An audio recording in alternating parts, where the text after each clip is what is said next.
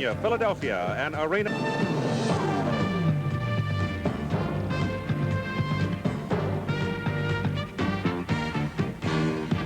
The Western Conference Divisional Playoffs, 1984. The Los Angeles Express, which stormed to 7 victories in its last 9 games to take the Pacific Division title, host the defending 1983 league champion, Michigan Panthers. It's the USFL.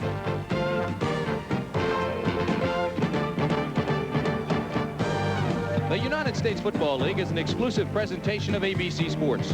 Today's game is sponsored by Budweiser, the king of beers and proud sponsor of the U.S. Olympic team. For all you do, this Bud's for you. By Dodge, official cars and trucks of the USFL. By McDonald's, sponsors of amateur sports from the neighborhood to the 1984 Olympics. And by Ryder Truck, it's Ryder or it's wrong.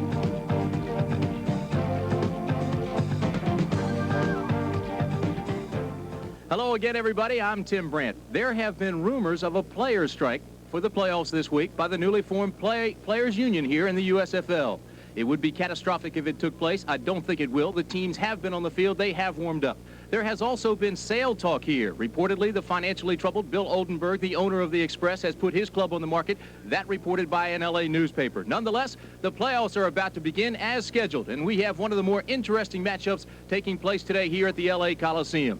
The Express, certainly one of the younger teams in the league, against the defending champions of this league, the Michigan Panthers, one of the more experienced. And I think it is also ironic and very interesting how these clubs got here to the playoffs. The scenario begins April 1st. At the time, the Michigan Panthers had won their first 6 games of the season. They were seemingly dominating the league. Everybody was healthy and the club was playing well. While the young Los Angeles Express struggled with just 2 wins in the first 6 weeks, and LA head coach John Hadel came under fire from owner Bill Oldenburg. But then April 1st, roles reversed and misfortune fell on the Panthers. All-pro wide receiver Anthony Carter suffered a severe fracture of his arm. He was lost for the season. That weekend also marked the debut of Steve Young in Los Angeles. And with Young at the helm, LA has doubled its scoring production. The sputtering offense has become more balanced. So look at these numbers. The banged-up Panthers have had 8 All-Pros miss games with injuries. Consequently, they've won only 4 of their final 12 games, while the Express enter as the champions of the Pacific Division. LA has matured, blended together, and getting stronger as the season progressed. I think, Lee Grosscup, it is easy to see why LA would be favored today, and they are the favorites. Michigan's problems have been well documented with the contract disputes, the injuries, with the players like Lacey and Godfrey jumping leagues to the NFL. But my question to you is, should they be heavily favored? Tim, I think they should be favored, but don't rule out the defending champions. They have won 3 of their last 4 games. They do have the veterans who have the playoff experience, and I don't think that they will panic, and they will probably peak at the right time. However, Los Angeles is very much like Michigan was in 1983. They're a talented young group of players who started slowly, began to gel at midseason, and have peaked late in the year. And I have said recently that I think that they have what it takes to beat anyone in the league. One of the most intriguing matchups for the fans today has to be the quarterback. It certainly is the most publicized, and we've got 2 good quarterbacks here today. I think we have the most compelling matchup of the year in Bobby Hebert, the Cinderella quarterback of 1983 on the left, going against the $40 million man, Steve Young, on the right.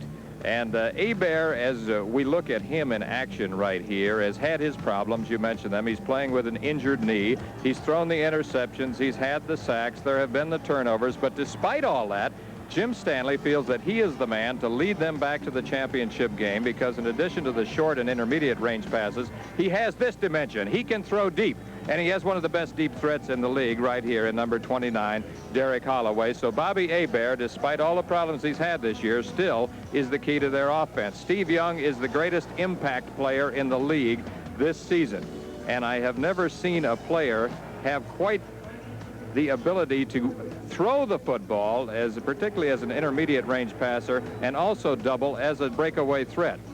Now, JoJo Townsell, the receiver there, is going to be one of 2 key receivers, Derek Holloway on the left, Townsell on the right. They are both deep threats, and they have received some double coverage this year, Tim, which I think has curtailed some of their numbers, but I think you'll still see them as the key receivers today. Let's talk about the running backs for a second. When you look at the rosters, I have to believe that Michigan has the power runners, LA has the speed. But in John Williams, they have a runner who has both speed and power. Williams had his 2nd best rushing effort ever last week. He rushed for 161 yards. He's one of those durable type backs who can be both an inside-outside runner, a guy that is a good nuts and bolts runner, also a breakaway threat. You look at his numbers at the bottom there, you see that he has rushed for nearly 1,000 yards this season, most of that coming in the second half of the season. L.A. counters with a trio. Kevin Nelson on the left is the most versatile. Kevin Mack in the middle is the power back. Mel Gray on the right is the quickest and also the fastest. Statistically, we have two of the best kickers in the league here today, both of them sidewinders. Well, in Novo Bojovic, you know that you have one of the most flamboyant kickers in the history of professional football, and because of the fact that he is so incredibly demonstrative, as you see right here, we forget about the fact that fundamentally he is a very sound kicker, both short and long. His counterpart, Tony Zendejas, has come up with some of the biggest kicks in Express history and has 9 straight field goals now, just shy of a record. Ray Bentley is the key linebacker and leading tackler for the Panthers, number 50, as you see coming up to make the tackle right here. And he has been overshadowed at times by John Corker, but is their most consistent player. Howard Carson, the middle linebacker for Los Angeles, is the leading tackler for them. He also has 4 interceptions on the year. And, Tim, he also gives them the extra dimension of leadership and experience in the secondary. All right, so the teams are on the field. They're being introduced now. They've warmed up. The fans are ready, and so are we. It's L.A. and Michigan coming up right after these messages.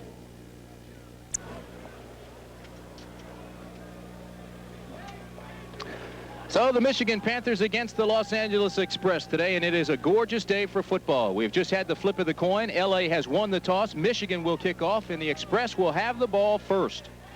Gorgeous day. Slight haze, a breeze, 82 degrees, 42% humidity, where there is a little bit of a haze, but here within the walls of the L.A. Coliseum, simply magnificent. This is some of the things that we'll be looking at. Michigan, Los Angeles, having played already this year. Big day in that ball game, as you can see, for Bobby Hebert. 307 yards passing. And the Panthers beat the Express 24-17. 3 touchdown passes for Bobby Hebert. And that game, you'll remember, Tim, went right down to the wire. Bobby Hebert was putting it up on the last play of the game. Novo Bojovic will kick off. The 2 deep men, Tony Bodie, Dwayne Gunn. This is Tony Bodie. The playoffs are underway. Tony Bodie has a hole and takes it all the way out past the 35 to the 38-yard line. Clarence Chapman is the man that made the tackle, but it'll be marvelous field position for Steve Young and the offensive unit of the L.A. Express. So as you look at the lineup, Steve Young is the starting quarterback. Kevin Nelson, the running back. David Hersey, what they call the H-back. He's a motion man. Malcolm Moore, number 84. JoJo Townsell, the other receiver. And Mike Sherrod is the tight end. Jeff Hart, Mike Durrett, Mike Ruther, Wayne Jones, Gary Zimmerman are the down linemen. A young, talented offensive line for the L.A. Express. 1st and 10, the ball, the give inside. This is Nelson, big gainer, and boy, he just levels the man in the secondary. Goes Kevin Nelson, and he took Ron Osborne, the safety, with him.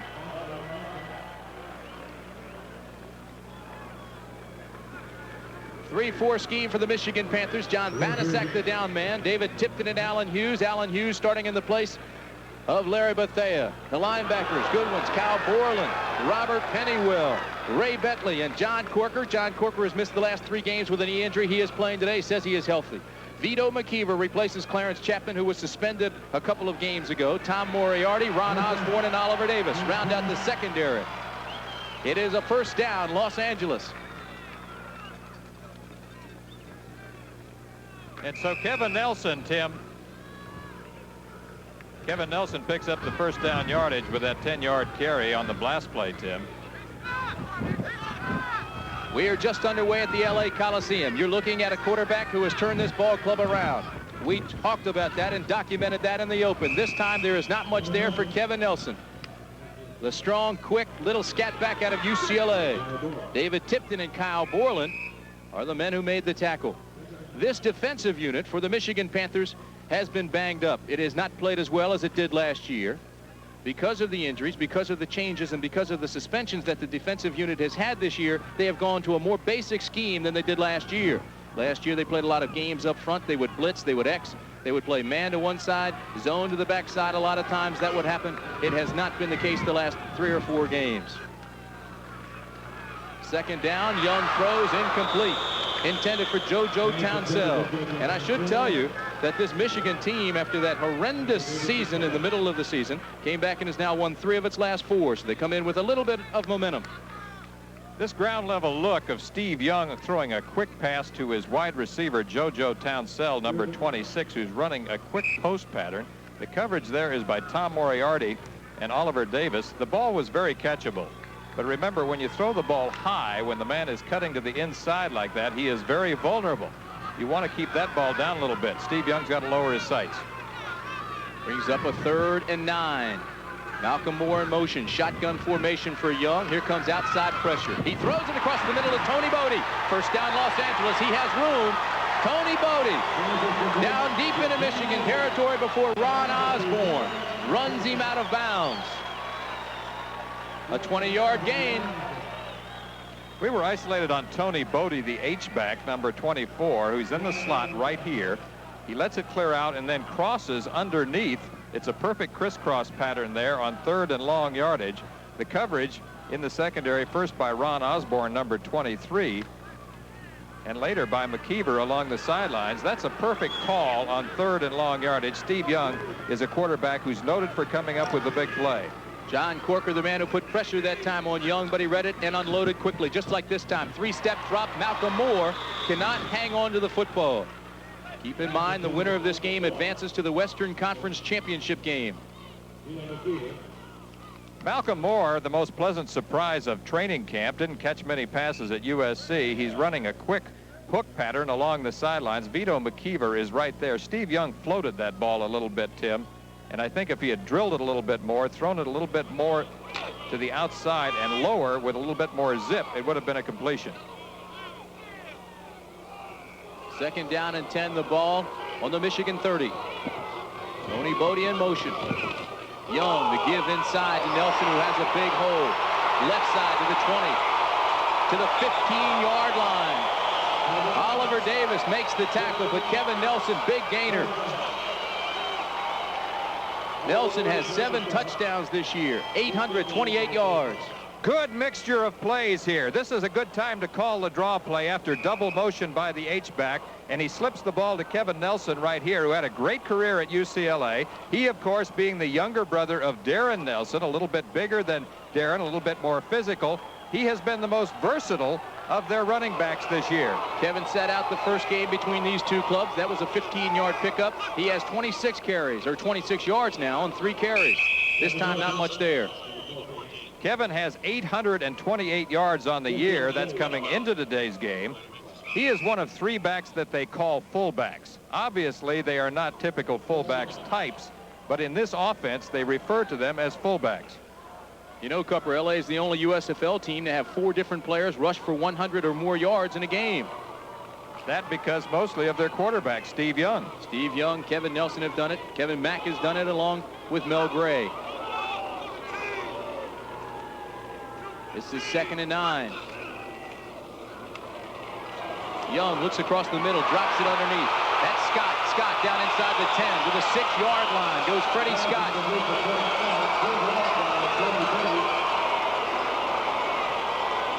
So once again, the Express have good luck with their crossing patterns, this time going to the wide receiver, Freddie Scott, number 87.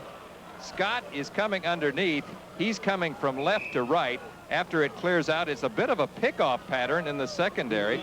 Scott, an 11-year pro out of Amherst, who is the 4th leading receiver in Detroit Lions history. 262 receptions in his NFL career. Freddie Scott had a touchdown pass against the Michigan Panthers, a 28-yarder, the first time these two clubs played this year.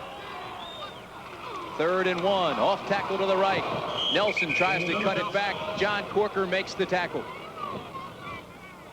That's Jim Stanley, 2nd year as head coach. You know, he's faced adversity before. Last season, Michigan won only once in its first 7 weeks. He turned it around with 12 wins in the next 14 games and took his team to the first ever USFL title. It is 4th and 1. John Hadel, the head coach of the Express, sends Tony Bodie in. David Hersey comes out. They load up with Malcolm Moore and JoJo Townsell, double receivers, top of the screen. Tony Bodie on the wing in motion. LA going for it on 4th and 1. This is Steve Young. I think he got it.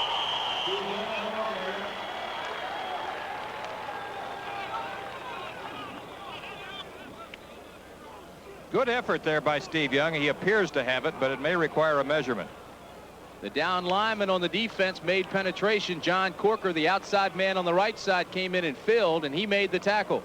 Whether he did it in time, we'll wait for the call. You can hear the response of the crowd at the LA Coliseum. They thought he had made it, but nonetheless, there will be a measurement. Awfully close. He made it by the half a length of the pigskin. Watch Steve Young behind the blocking of his center and 2 guards here on the quarterback sneak, and also pay attention to number 57, John Corker, who comes from his outside linebacker position to fill on the inside and pushes Steve Young back, but not before he had made the required yardage. 4th first down of this series for the LA Express offense. Darren Long, Mike Sherrod, 2 tight ends. This club does not like to throw inside the 10. That's not to say they won't. This is the pitch back, student body sweep. Touchdown, Los Angeles, goes Kevin Nelson. Wayne Jones through the key block, and Nelson scored.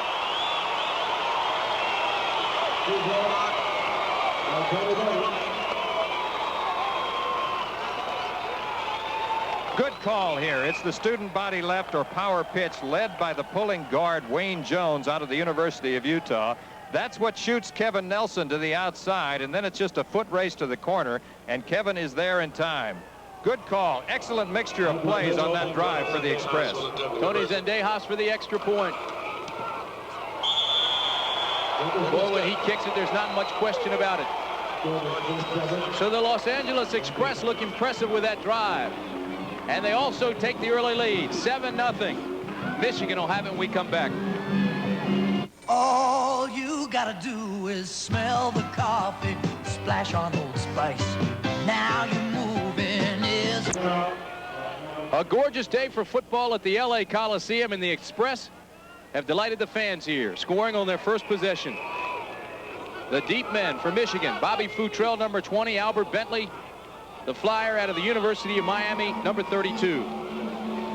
Bentley was sensational as a return man in this game the last time we covered the 2 teams. Zendejas puts it 2 yards deep in the end zone. This is Bobby Futrell. Bobby Futrell has a funnel on the outside and takes it up to the 28-yard line.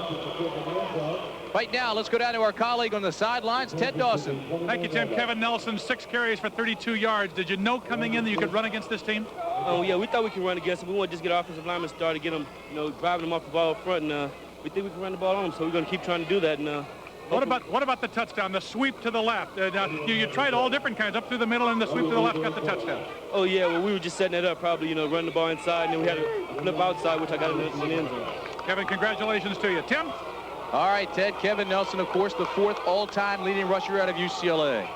Futrell's 31-yard return gives Michigan good field position up at the 30-yard line. Bobby Hebert's your quarterback. We set that line up in just a second. This is Big John Williams out of Wisconsin. Williams had 161 yards last week in the final regular season game. The quarterback, the strong Norm Cajun from Cutoff, Louisiana, Bobby Hebert. Ken Lacey is the running back along with John Williams. The wideouts, Derek Holloway and number 26, Anthony Allen, trying to pick up the slack for Anthony Carter, who's out. Mike Cobb is the tight end. The offensive line, Ray Penny, Jeff Wiska, Wayne Radloff, Tyrone McGriff, Tony Osmond. We should also mention that Tom Dornbrook was reactivated, signed a multi-year contract, and he is back in uniform today. We may see him. Williams that close to a first down. Depends where they mark it. The defensive lineup for the Los Angeles Express: Fletcher Jenkins, Georgia Chica, Charles Usry, and Eddie Meat Cleaver Weaver. There are 3 sprained ankles on that down defensive front, but they say they are playing today. It is a money game. The linebackers, Danny Rich, Howard Carson, and David Howard. 3 good ones. Henderson, Drain, Mitchell, and Scott make up the secondary. They have had an outstanding season, especially in the second half when the LA Express have come of age. That's been one of the keys, the improvement of that defensive secondary, because early on, particularly at the corners, they were suspect. The LA defense ranks among the leaders in the USFL with 54 sacks, 28 interceptions. It's a big play defense.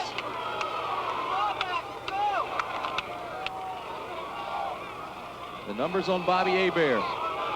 A checkered season this year. We'll talk about that and amplify in just a second. The fake to Lacey. Hebert to throw. Has time. Going deep. Incomplete. He was intended out there for Anthony Allen, number 87.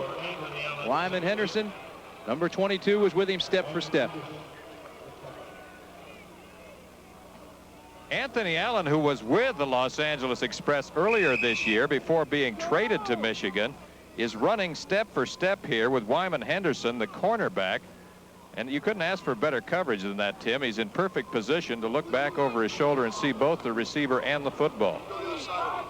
2nd and 10. We mentioned it's been a bittersweet season for Hebert with record-breaking performances, but he's also had the frustration of a nagging knee injury, which Lee Groscup mentioned earlier. Cross-buck trap play. This is Williams, and Williams has a big gainer. Aaron Mitchell had to come out of a safety position to make the tackle.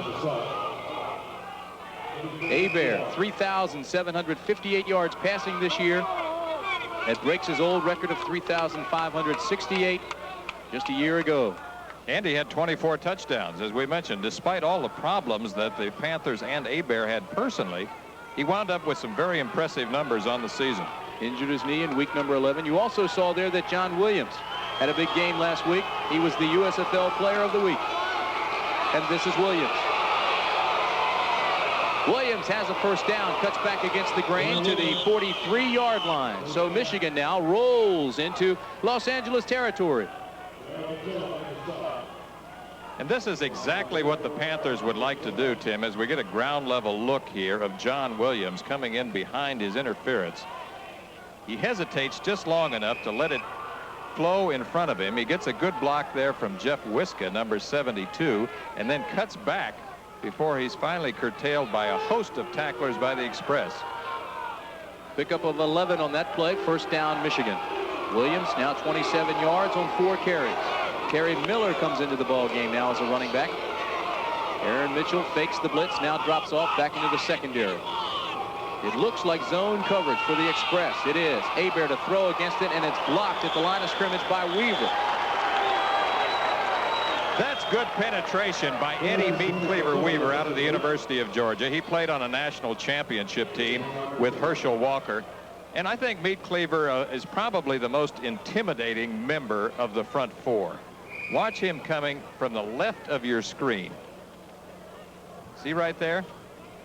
No, it's not Meat Cleaver. It's Charles Ussery, number 79. Meat Cleaver, of course, has been one of the intimidators. You have a couple of bookend tackles in Ussery and Achika, both out of USC. Brings up 2nd and 10 for the Panthers. Long count by Hebert. Give inside is to Cleo Miller, and he is lassoed quickly. That time it was Eddie Weaver. He wrapped his arms, made the penetration, and took Miller down for a loss on the play. Well, we were talking about Eddie the time before and maybe gave him some credit he didn't deserve. That time he definitely deserves the credit. And as I was saying, he's out of the University of Georgia, where he played for Herschel Walker on a national championship team. He's the strongest member of this team, Tim.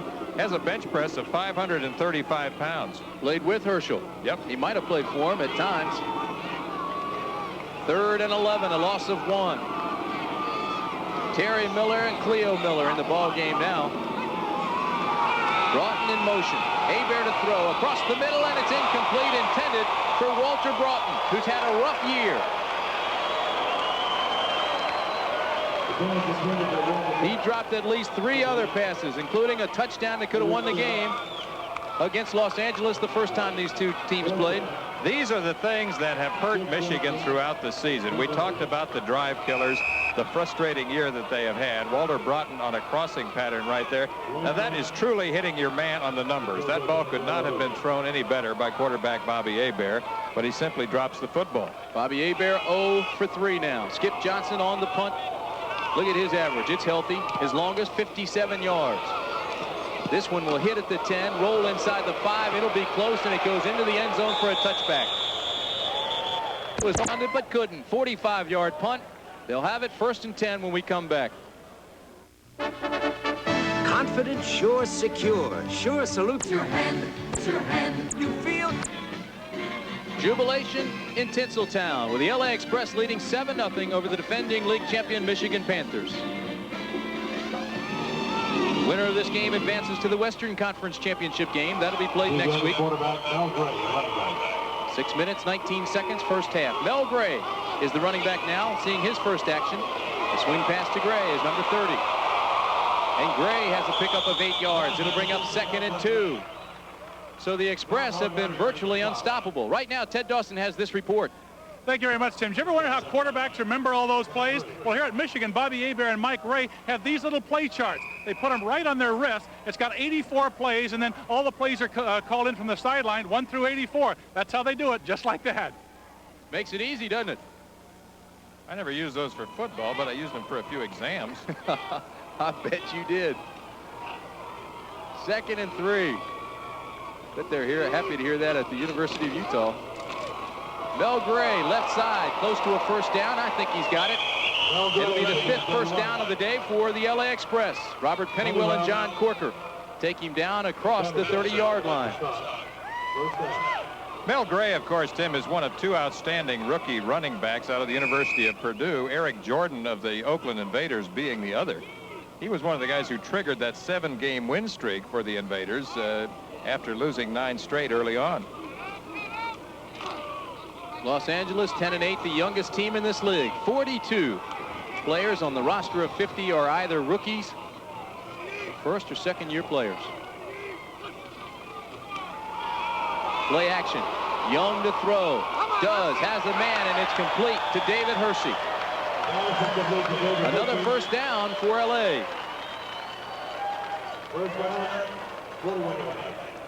David Hersey, the H-back out of the University of Tulsa, has been an effective receiver for them, both short and long throughout the year. Here he's running an intermediate pattern. Steve Young takes his time. The protection is excellent.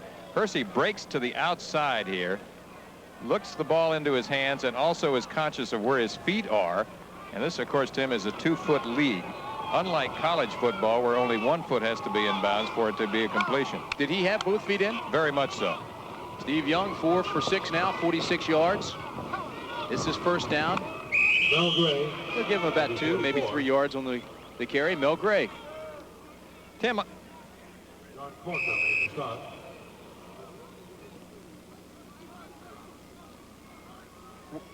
we have a good look of Durrett blocking Ray Bentley, one of the players we spotlighted at the top of the show. Look how he sustains the block here. He makes excellent contact initially, and then he takes Bentley about 4 yards further downfield. Boy, they're blowing him out of there. 2nd and 7. Talking to John Hadel and some of the more experienced players at the LA camp yesterday. It's complete across the middle to Darren Long. So another first down for the Express, and right now, you're right, they're just blowing the Michigan Panthers off the field. Darren Long, the tight end, had the best single season in NCAA history for a tight end in terms of his numbers of receptions. Steve Young takes his time again. Now you see him running a deep hook pattern right in the middle. That's Darren Long out of Cal State Long Beach. His quarterback there, of course, was Todd Dillon, who is now the backup quarterback to Jim Kelly at Houston. 19-yard pickup. Malcolm Moore in motion. First down for the Express. The pitch back to Mel Gray. Nothing there. The point I was going to make is John Hadel and some of the older players were saying that even though they are much younger than the experienced defending champions, if they just maintain what they've learned all year, have technique, stick to the game plan, that they can win. Just don't get flustered. We saw that, of course, on that big block by Durrett.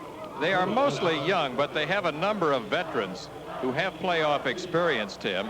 And John Hadel himself, of course, is a veteran of many NFL wars. We have been informed that we can look for a bootleg to the left, and of course, no one does that better than Steve Young. This Los Angeles offensive line has been intact now for the last 15 weeks. Zimmerman, Jones, Ruther, Durrett, and Hart. Young in trouble, but he has that escape dimension. Throws high and incomplete. JoJo Townsell was the intended receiver. Oliver Davis is the man drawing the booze. He was the guy on the coverage. Maybe Michigan knew it was a bootleg left too, because look how Corker applies the pressure right here to Steve Young. He puts enough heat on Steve that he has to take a deeper drop than he'd like to, throws the ball on the move to Townsell, and Oliver Davis is the man who is on the coverage. See this? See how Corker pressures him, forces him to take a deeper drop? Oliver Davis is probably the best athlete in the secondary with David Greenwood out of there. Some of the fans thought that maybe Corker roughed up Steve Young after he threw the ball. So it brings up 3rd and 9 with 2:37 remaining in the first quarter from the LA Coliseum. This is the draw to Mel Gray, and Mel Gray has one man to beat on the corner. He has the first down and is run out of bounds at the 24-yard line. Mel Gray.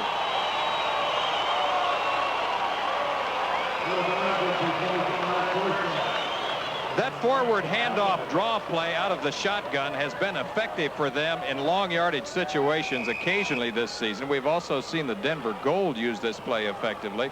Forward handoff right there to Mel Gray, number 30, who takes an inside move first, goes back to the outside, is pursued by Mike Edwards, number 53, and finally run out of bounds along the left sidelines.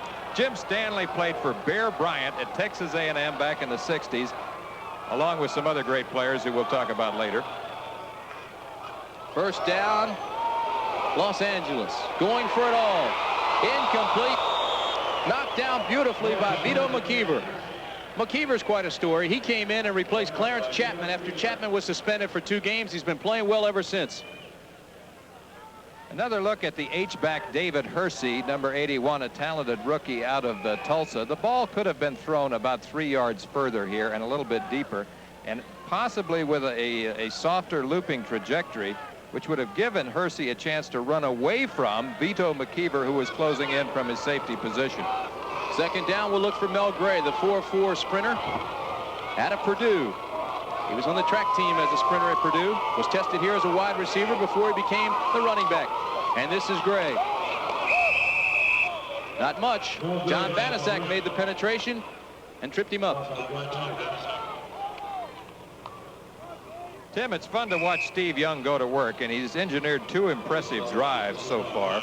I think he's probably the best athlete to ever play the quarterback position at BYU. Of course, they've had some great ones going back to Virgil Carter.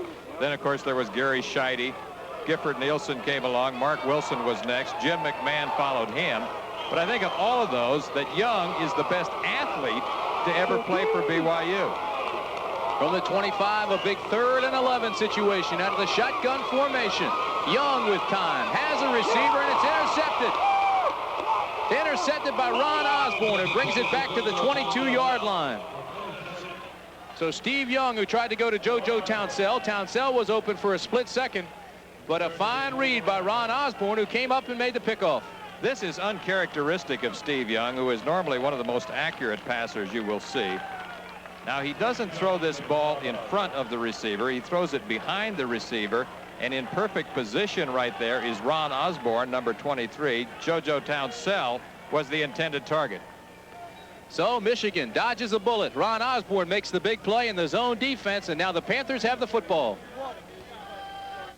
Well, the Los Angeles Express looked like they were driving for another touchdown before Ron Osborne made that interception. It is his first interception of the year. He had 3 last season. We've got 1 minute, 20 seconds remaining in the first quarter. This is Ken Lacey. And Lacey goes around the left side for a gain of 4, maybe 5, before he's knocked out of bounds by Edward Scott. Ken Lacey, of course, has signed the future contract with the Kansas City Chiefs of the National Football League, and that's where he'll play next season. He was booed at home initially, right after the signing of that contract. But the boos wore off as he began to perform again. He has certainly not had the kind of year he had in 1983, but he's still a talented player out of the University of Tulsa. I covered him there in 1981 in a ball game against Drake, and he was awesome that day. It looked like a track meet. Well, they've used him differently this year, in all fairness to Ken Lacey. He's the power runner between the tackles. John Williams has picked up the outside responsibility as the speed back. This is Williams on the trap. Cuts against the grain. Has a first down. Looks for a block. Williams, 50. To the 45-yard line in Los Angeles territory. Out of bounds, the 35-yard line. Tim, this is vintage Michigan. This is what they do so effectively. Underneath ball handling here. Forward handoff to John Williams. Good block there by Jeff Wiska, number 72. Springs him, but he cuts back across the grain, traverses the field, does a little juke step, limp leg back to the outside, and now it's a foot race with Wyman Henderson, number 22, as he heads back to the right sideline. Let's watch Jeff Wiska's block, number 72, on Howard Carson, number 54, the middle linebacker. Good contact right there, high and hard. That sets it up for Williams to traverse back to the right. The fake to Williams on first down and the throwback. Oh my, here we go. Michigan has a first down. So Ken O'Neill, who was recently signed by the Michigan Panthers and activated, makes the catch. First time we've seen him in a game this year that we've done. Ken O'Neill is another country heard from. Brand new at the tight end spot. Of course, Mike Cobb has been their starter throughout the season. Finally had that consecutive game streak snapped. Cobb had caught a pass in every game up until a couple of weeks ago. Here, I've always liked this tight end screen, and it's the throwback screen. And if you can remember way back when Y.A. Tittle used to throw this play so effectively, I've always liked the rollout throwback screen. First down again for Hebert, who this time has time to work and looks deep into the corner. Incomplete.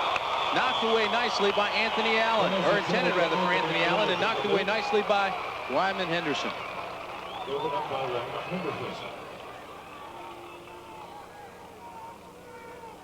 Very end of the last play, you can see number 87, Anthony Allen, there, battling with Wyman Henderson, number 22, in the end zone.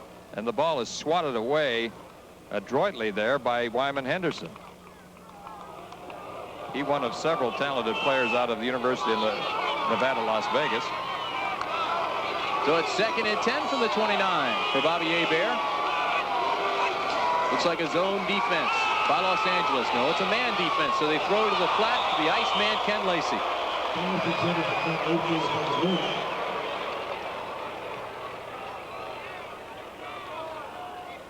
From the ground level, you can see this ball is slightly overthrown. I think it is possibly catchable, but you see Hebert threw this ball just a little bit high.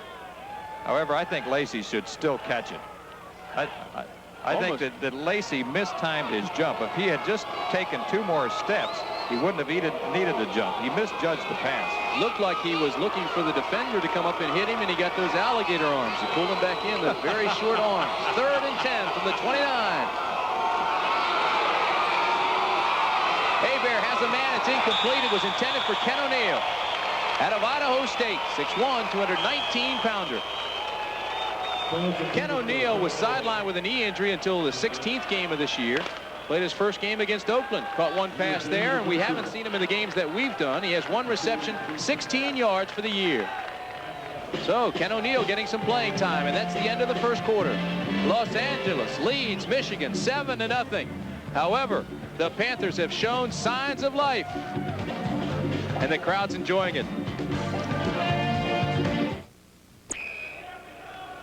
We are at the Los Angeles Coliseum, and the Coliseum is taking on a new look as they prepare for the 23rd Olympiad, which starts in just a couple of weeks. That one of those statues, the model was Terry Schroeder, who is the captain of the water polo team. Water polo, of course, has a great shot at the gold medal. This is Novo Biovic.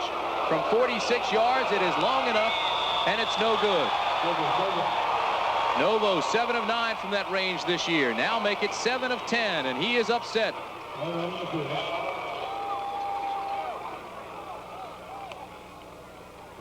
Novo Bojovic, who is normally very consistent as a long-range kicker, gets the ball. The ball is placed down here. He seems to have plenty of time.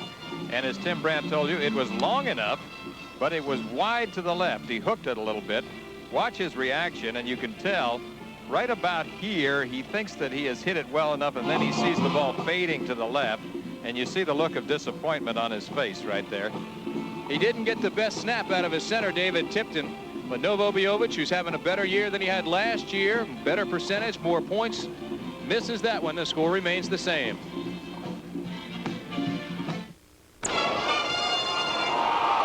Novo Biovic, having missed a 46-yard field goal attempt, hands the ball back over to the LA Express. It's been a balanced attack here.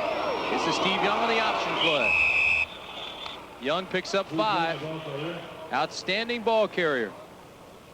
Tim, what's interesting here as we look at the bottom line is that Michigan, normally a top time of possession team, was dominated by the Los Angeles Express, particularly that first drive in which Steve Young moved the team down for a touchdown was impressive. So it's 9:17 to 5:43. I think that's going to be important for the Express today because in addition to being a big play team, they have emerged as a good time of possession team here in the latter part of the season.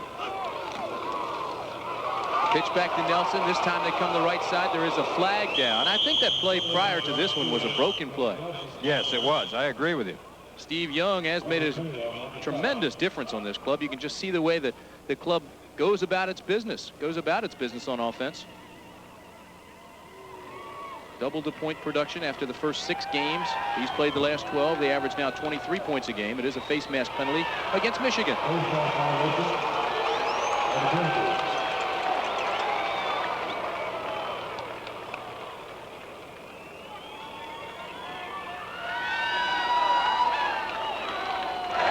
Face mask, number 52 on the defense. First down. That's Kyle Borland, who's guilty. Kyle Borland, the linebacker, grabs number 24, Tony Bodie, right there. Tim, it doesn't take a Phi Beta Kappa to figure this one out. It's the first penalty of the game. 13:57 remaining in the half. Hersey in motion. Play action. The pass is to Hersey. Hersey can't beat the defender on that side. Now he does on his second effort and picks up the first down. Tremendous effort by Hersey, who beat Vito McKeever. McKeever came up, had the play made. He had Hersey stop and slipped off. David Hersey, the H-back, is in motion from right to left. Now he slides right up the seam and then cuts to the outside. You see the ball thrown a little bit behind him. Ron Osborne, number 23, the safety man, comes up to there. He gives him a little limp leg, and it's number 36, Vito McKeever, who ultimately knocks him out of bounds along the left sideline. JoJo Townsell to the top of the screen. Malcolm Moore in motion. First down. Pass is overthrown, intended for Townsell. It's complete to Whit Taylor. Whit Taylor, number 10, along the sidelines. Watch Steve Young's form here, and maybe we can pick up why he overthrew the ball. He doesn't finish quite enough. He throws the ball with a little bit too much of a loop. However, since the coverage was there along the sideline, it was an opportune misthrow. He's now 6 of 12 in the passing department for 78 yards, and he engineered that touchdown. Those are his numbers on the year right there. Hersey, the motion man, on 2nd and 10 from the 45. This is Nelson. Nelson cuts back inside, and he pays the price for that decision. He is a good north and south runner, however, though, Tim. He can juke you, but he can also be a power back for them. And as I said at the top of the show, of the 3 running backs that we talked about, Nelson, Gray, and Mack, I think probably Kevin Nelson is the most versatile, meaning that he can do more things as a runner and as a receiver. Tony Bodie comes in now as the H-back. He's out of Montana State. Bodie, a role player now. The H-back is more like a tight end. They use him in several different positions. Here they use him as the split-out twin receivers, bottom of the screen. Michigan now in a dime defense, which means 6 defensive backs. Young, 5-step drop, going deep. Incomplete. It was intended for JoJo Townsell. Outstanding coverage out there by Oliver Davis. Tim, we mentioned that with the absence of David Greenwood, Oliver Davis has emerged as the best athlete in the secondary for Michigan. He has step-for-step coverage right here with JoJo Townsell along the left sideline. Steve Young throws the ball about as far as he can right there, and the ball is up for grabs, and no one comes down with it. So Jeff Partridge will punt the ball for Los Angeles. He has close to a 40-yard average. His longest 75. Tremendous roll. Going for the sidelines, but it's a short kick. It's taken by Anthony Allen, and there's not much return. I'm not so sure what he tried to do with that punt. It almost looked like he went for the sidelines, missed it, and it was a low punt. It only went 26 yards, and Anthony Allen returned it. So Michigan has good field position. Only 12 yards of offense in the first quarter. But now early in the second quarter, on this 10-yard touchdown run by Kelvin Bryant, the Stars have gone ahead of New Jersey 7-0. Philly 7, New Jersey nothing. Let's go back to Tim Brandt in L.A. All right, thank you, Jim Lampley. Here we have Los Angeles leading Michigan 7-0. But the Panthers now have the football back at the 20-yard line. 11 minutes, 50 seconds remaining in the first half of play. This is John Williams. Good pursuit by the LA defense. Something the LA defense has been doing all afternoon. running to the football, very active, reading plays extremely well. Well, we talked about how this young, talented group has gotten better as the year has gone on. We said early in the year we felt the LA Express was somewhat like an all-star team. Having played in all-star games myself, I know how exciting it is when you first get with the new guys, but it takes a while to get the timing and to develop the right chemistry. I think that's happened in the late season and here in the playoffs. John Williams now has 57 yards and 6 carries. He, by the way, signed a new long-term contract with the Panthers this week. And he, by the way, had a 3-yard loss that time as Fletcher Jenkins, big number 90, came through and penetrated. He had that play read all the way. Fletcher Jenkins out of the University of Washington is not the flashiest player the Express have, but Tim, he probably has emerged as the most consistent of their down linemen at his defensive left end position. And you see right there getting through a block and coming up to nail John Williams for a loss. I mentioned Fletcher Jenkins had a sprained ankle. He rested that ankle last week. Injured against Oklahoma. He looks pretty good, pretty quick to hit it today.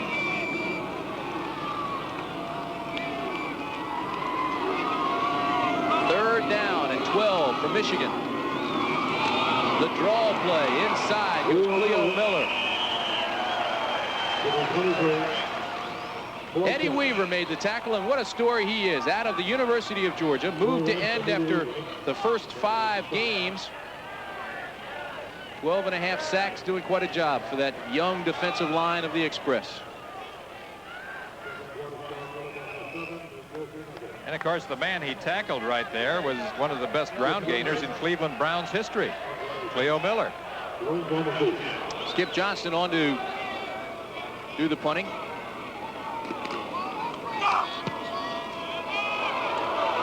Dwayne Gunn will let it hit. And it gets in a Los Angeles bounce, and it bounces back up near the 44-yard line. Don Eccles downs it there. So the score remains the same. We've got 9:32 left in the half. 9 minutes, 24 seconds left in the half. Los Angeles has the football, 1st and 10 from the 44-yard line. This is the pitch back to Mel Gray. Mel Gray, speedster out of Purdue, runs into Robert Pennywell. Total mismatch. Pennywell, 225 pounds. Mel Gray, just a little guy, 175 pounds. Right now, let's go down quickly to Ted Dawson. Thank you very much, Tim. Bobby Hebert, the offense sputtering right now. What's going on?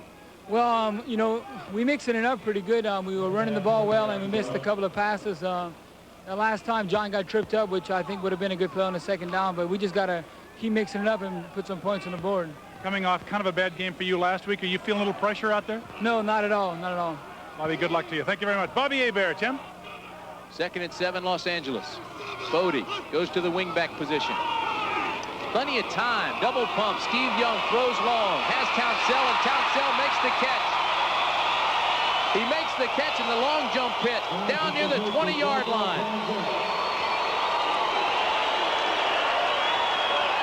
Tim, the book on Steve Young is that he is not a deep passer, but he threw this ball almost perfectly. Now watch as Townsell goes into double coverage. Number 36, Vito McKeever, is the short man. The deep man coming over, number 23, is Ron Osborne. He gets that ball right in between the 2 defenders, and it had to be thrown exactly where it was. Young now 7 of 14 in the passing department for 110 yards. That might be one of the best passes I've seen him throw all season. That one for 32 yards. It's 1st down at the 20. Los Angeles in motion again. This is the sweep left, Mel Gray. There's penetration and an outstanding play by Larry Bethea. Bethea, who was replaced in the lineup by Alan Hughes because Bethea was late for a meeting this week, comes into the ball game and makes the big play. Just defeated Gary Zimmerman.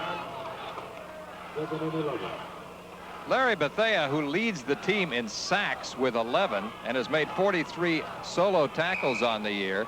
He's number 79. He gets rid of his blocker right there, penetrates, grabs Mel Gray, number 30, by the jersey, and ropes him down. How did you like the play there, Coach? You're the former defensive man. Well, right now, I'm more concerned with the other side. David Tipton just left the field, Cupper. He looks injured. Defensive captain. We'll keep an eye on that. 3-step drop for Young. Throws incomplete. Oliver Davis was the defender. JoJo Townsell was the the receiver. Watch the punishment that JoJo Townsell, number 26, takes. He's in the slot. He's coming up the seam. And the ball is thrown a little bit high. That ball could have been thrown lower and on the numbers. That gave Oliver Davis a chance to really give him a shot because he was in a very vulnerable position because of the high throw. It gave Davis the opportunity for the shot, gave JoJo Townsell a headache. 7:34, first half. 7-0 Express lead. Shotgun formation, 3rd and 12. And Young may have gotten the first down on the sweep. Big play by Steve Young. One of the concerns of Coach John Hadel is that Steve Young runs like a running back and not like a quarterback. This time it was a good thing to do. He sees the opening right there. Now he sprints for the sideline, drops his shoulder, gets under the tackle. Carlton Rose tries to take a swipe at him, but Steve Young gets underneath at 12 yards as he picks up the first down. The key to that play was number 57 on the defense, John Corker. He lost containment, had a breakdown, and once the corner was open, Young took it for the first down. Good point. 1st and goal from the 10. Mel Gray to the 5-yard line. John Corker, Ray Bentley make the tackle. Now Carlton Rhodes is hurt. He's the man who came in and replaced Corker when Corker was hurt the last 3 games. 4 sacks in 3 games, 13 tackles, 6 assists, and a pass deflection. Carlton Rose is a player they think has great potential, Timmy. It'd be unfortunate to lose him now. Well, he's played some marvelous football over the last 3 games. 2nd and goal from the 5. The I formation has Tony Bodie, the up back. Mel Gray is the I back. The fake to Gray. Corker misses containment again. The throwback, touchdown Los Angeles. Mel Gray. But there is a flag.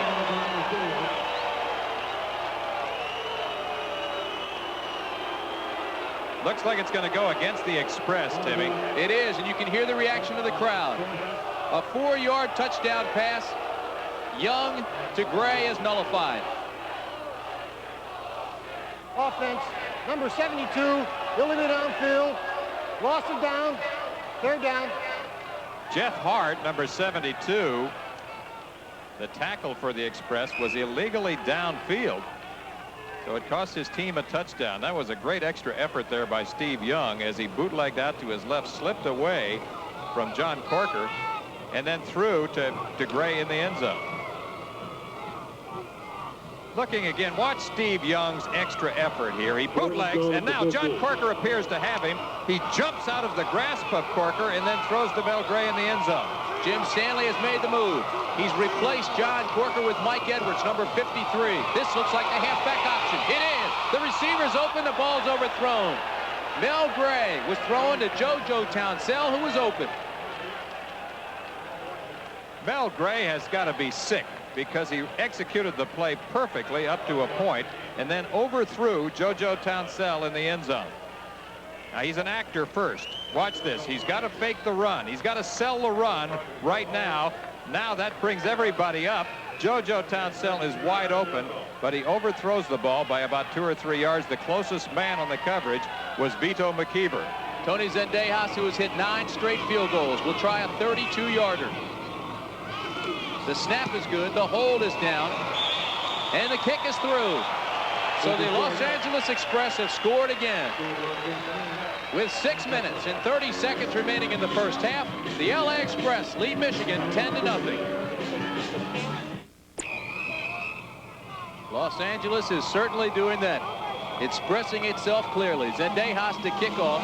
Bobby Futrell and Albert Bentley are the deep men for the Panthers. This is Bentley. 4.5 yards deep. Looks for help. Now cuts across the 20. Has an opening to the 29-yard line where Michigan will have the ball first down.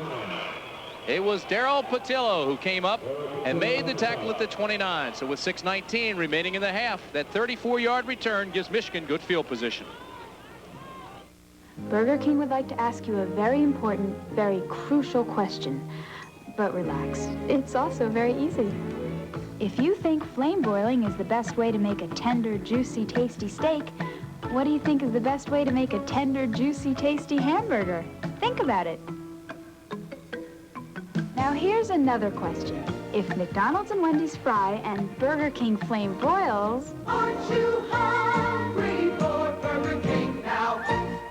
Now there's a small marathon that goes the distance with a big marathon. The Xerox 1035 Marathon Copier. The first desktop copier with 4 reduction and 2 enlargement modes, so it goes uphill and downhill. Jim Lampley again in New York. Former Ohio State defensive back Garcia Lane has been a key figure for the Philadelphia Stars this year. Now Lane has come up with the big play, which has given the Stars a 14-0 lead over the Generals. This, a 70-yard punt return. Watch the excellent block by 84 Herman Harris that allowed Lane to go on into the end zone, and after that 70-yarder, first touchdown punt return in Philly history, they lead New Jersey 14-0. Let's go back to Tim Brandt. All right, Lamp, so New Jersey won last week. Now Philadelphia retaliating ruinly in the city of brotherly love. 6 minutes to go in the half here. Bobby Hebert's the quarterback, and he's trying to go deep. Intercepted by Los Angeles. Edward Scott, number 23, in the hip pocket of Derek Holloway all the way. Read the pass, took it at its highest point, and made the interception.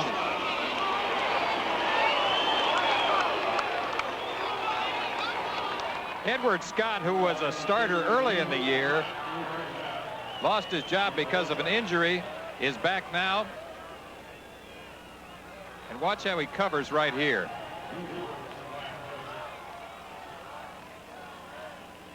Perfect. So Los Angeles gets the ball back after the big turnover. We've got 5:49 in the half at the Los Angeles Coliseum. Scott got ripped by Tremaine Johnson. 7 catches, 149 yards last week. Percy in motion, first down. Young goes to the man underneath the coverage. That's Malcolm Moore.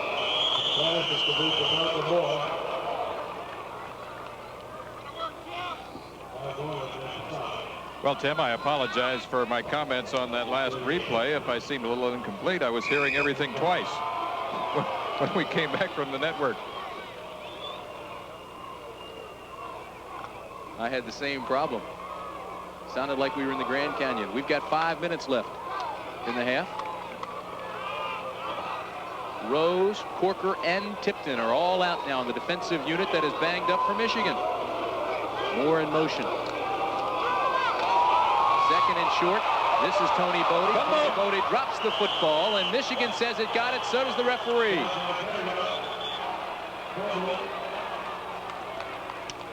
So the referee, Bill Parkinson, says that Michigan gets it back. The Panthers, -7 in the giveaway takeaway, have improved that mark just a bit. They get the football back in good field position.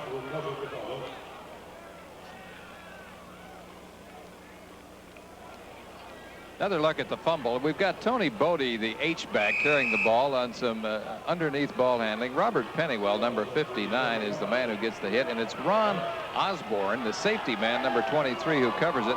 That's the first big break of the day for the Panthers.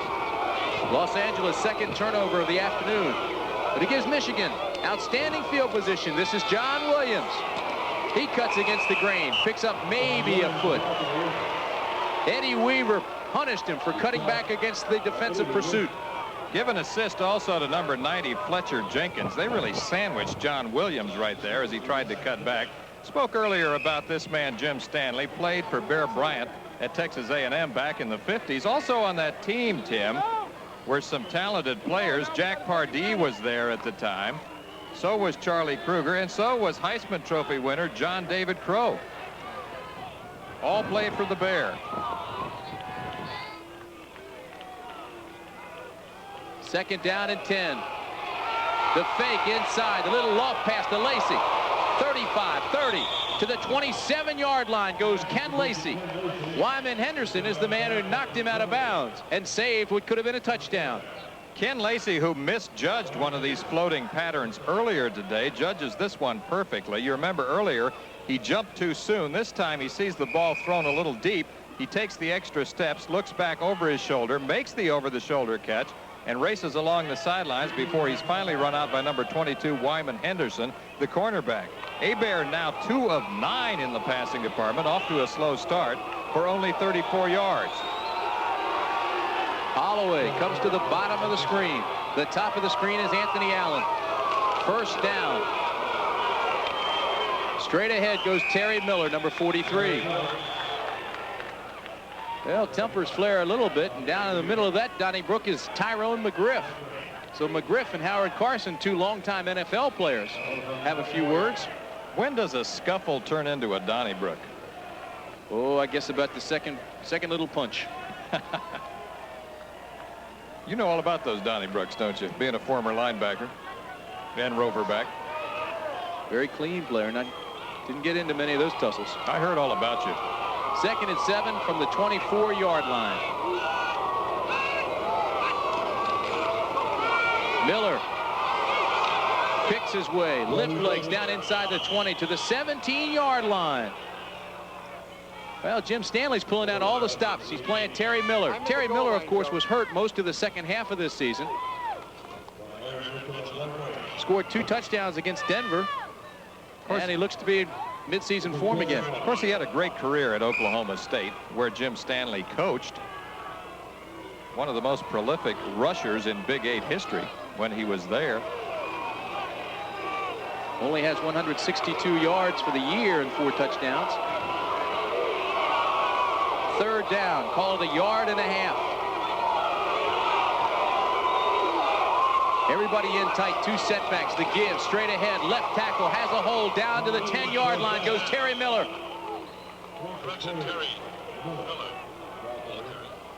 Well, what Jim Stanley's doing here, I think Lee Gross-Cup is going with his most experienced players in a playoff game. He's going with the players who have the most experience, and he's also using the concept of fresh backs. That's something we've seen him do throughout the season. And when you have guys who are nearly equal in talent like that, on a hot day like that, it's a good thing to do. Joe, can you hear me? Well, it's good to see Terry back in the ball game. He's an outstanding individual. Told me he wants to get into broadcasting. Right now, he's doing the talking on the field. 16 yards and 3 carries, and they are about to score on Los Angeles. The greater value in an... So both teams have had a breather at the 2-minute warning. Los Angeles leads 10-0. Keep an eye on Terry Miller. He held a Big 8 career rushing record until Rozier broke it last season. 16 carries, or 16 yards rather, 3 carries. Long count by Hebert. This is John Williams. Has a hole. 5, 3-yard line. John Williams. Great block there by number 72, Jeff Wiska, who we've seen making some outstanding blocks previously. That's what sprung John Williams and put him into the seam. Sweep, power sweep play. Good block right there by Cleo Miller. There's number 72, Wiska, kicking out on Dwight Drain, number 33. And it's Aaron Mitchell, number 34, who finally makes the tackle just short of the goal line. Brings up 2nd and 2. Keep in mind, they can get a first down without scoring a touchdown.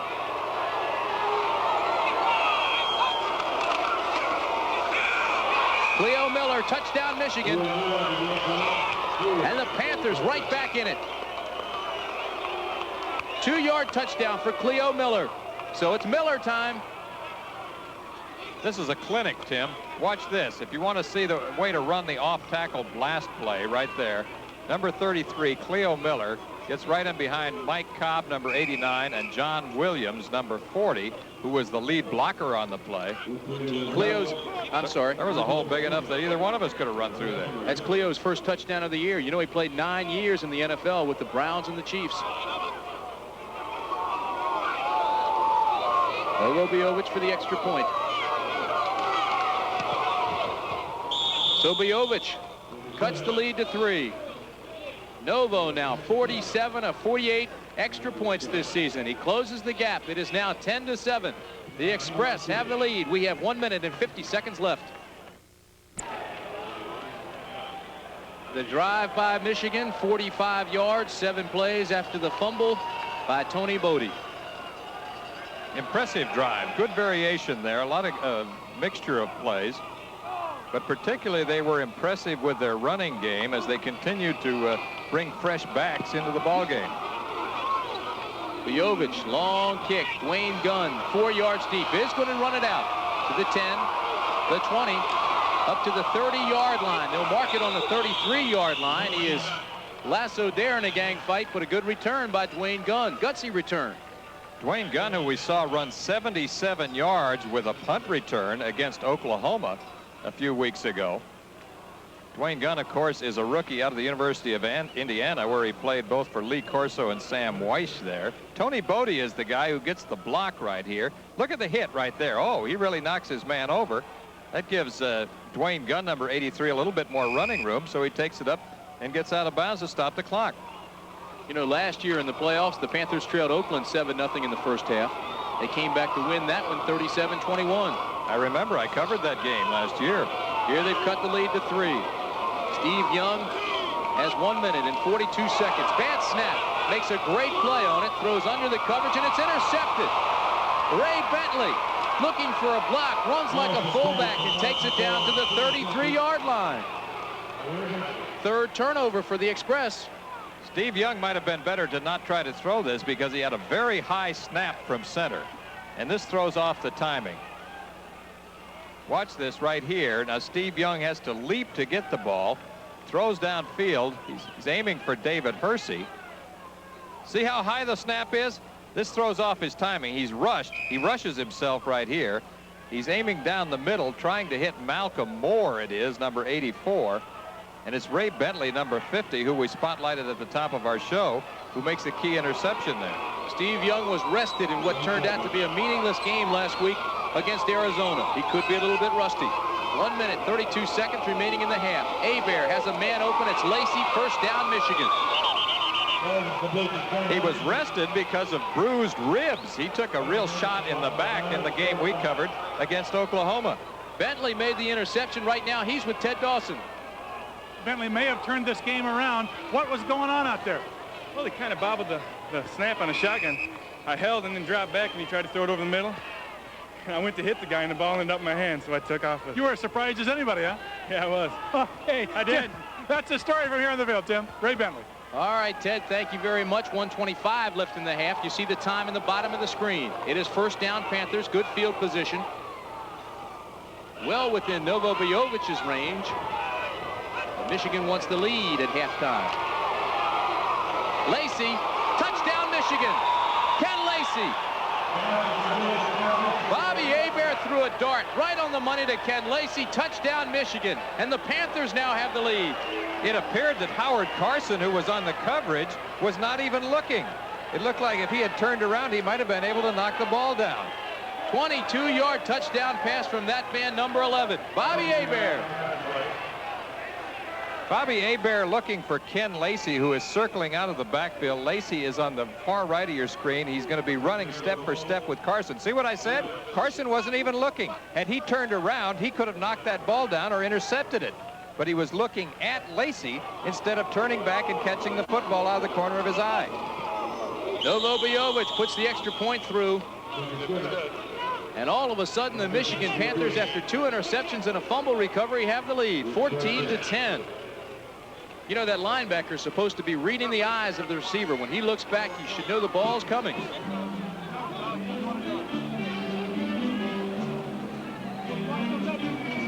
Ken Lacey. So let's pay attention to Howard Carson. First, watch Ken Lacey, who is the halfback circling out of the backfield here. He's running a circle fly pattern. See that? Carson didn't watch the eyes of Lacey and therefore didn't turn back. The other man on the coverage was number 33, Dwight Drain, the safety man. Excellent pass, though, by Bobby Hebert. He put it exactly where it had to be.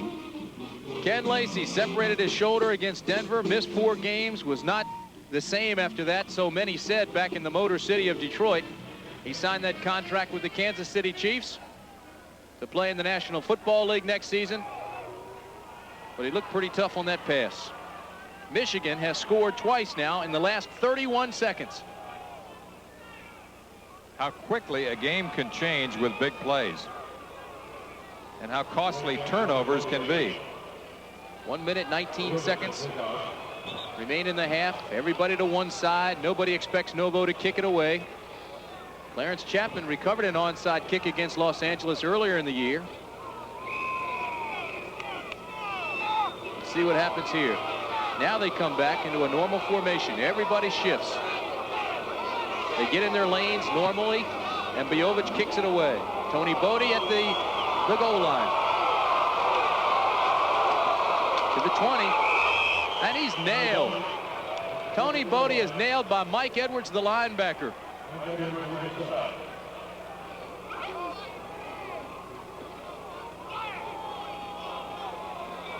With 1:13 remaining here, Tim, it'll be interesting to see what approach Los Angeles takes. I think they will try to move the ball downfield and score.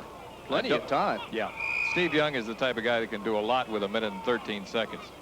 Wonder if he feels any extra pressure now, this being his first professional playoff game, and he's thrown 2 interceptions. Well, I'm sure he feels the pressure, but he's played in big games before at the college level. Michigan shows blitz. Corker comes backside, drives down close to Young. Young does throw a little flare pattern out to Kevin Nelson, who has running room, and a first down. Bobby Futrell came up and could have stopped what looked like it may have broken for even farther than that. You know, you just mentioned Steve Young. We saw him in our rear view mirror this morning. He followed us into the Coliseum, and he looked like he had a game face on. Did you notice that? He looked a little tense. Driving looked good. Yeah. This is Young again under pressure. Tries to get out, does. Nobody does that escape better than Young, and he's buying plenty of time. Now looking deep, unloads. Intended for Townsell, who just knocks it down. He was surrounded by 3 defenders. Vito McKeever was the man that was there, number 36, along with Bobby Futrell. And it looked like Townsell just knocked it down to alleviate the interception. John Corker, who was pulled from the game earlier after he had a couple misses on Steve Young, is the man applying the pressure here. He, of course, was the USFL Defensive Player of the Year in 1983. Look at this. You used the term escape dimension, and that's exactly what it is. He moves forward. He moves left. He moves back to his right. He buys more time here. Looks downfield. Bethea's chasing him. Finally, he gets the ball off. Now the clock shows 48 seconds. Second down. This time they look at Nelson. Incomplete. Nelson just let the ball go when he felt the pressure coming backside. Could have been a good move on his part rather than accepting the loss. That's one of the plays that they'll use from time to time. And in the concept of possession passing or a ball control passing offense, Tim, that's just like a long handoff. It's a quick screen out in the left flat, and what it does is it creates an immediate open field situation for a back like Kevin Nelson, or particularly Mel Gray has been effective with that play. With 43 seconds left, if we're playing defense now, we loosen up. We go to a prevent defense just to try not to allow anything deep. So the best passes usually are underneath the coverage. They'll play soft all the way around. Percy in motion. Young double pumps, reloads, looks for the screen, now throws back. This is Nelson. Breaks a tackle from Corker, has the first down. He's up to the 47-yard line, but there is a flag on the play. Flag is down, and when you take that much time, it often means illegal man downfield. Let's see.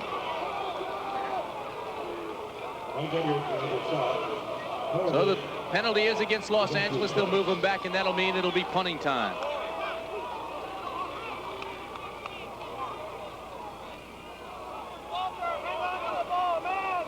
Jeff Partridge, number 16, is on the field. Bill Parkinson, our referee. Here he is with the declaration. In the offense, lost it down, 4th down. That's what it was, illegal man downfield, which means that you can't pass the neutral zone before the ball is caught. It also means that with 31 seconds left, Partridge to punt it. And he's deep in his own territory inside the 10. Michigan will get outstanding field position, and a good return could set up Novo Bijovic again. But we won't get it. It'll be a fair catch by Walter Broughton. And now with 24 seconds left, the offense comes on, a 45-yard punt.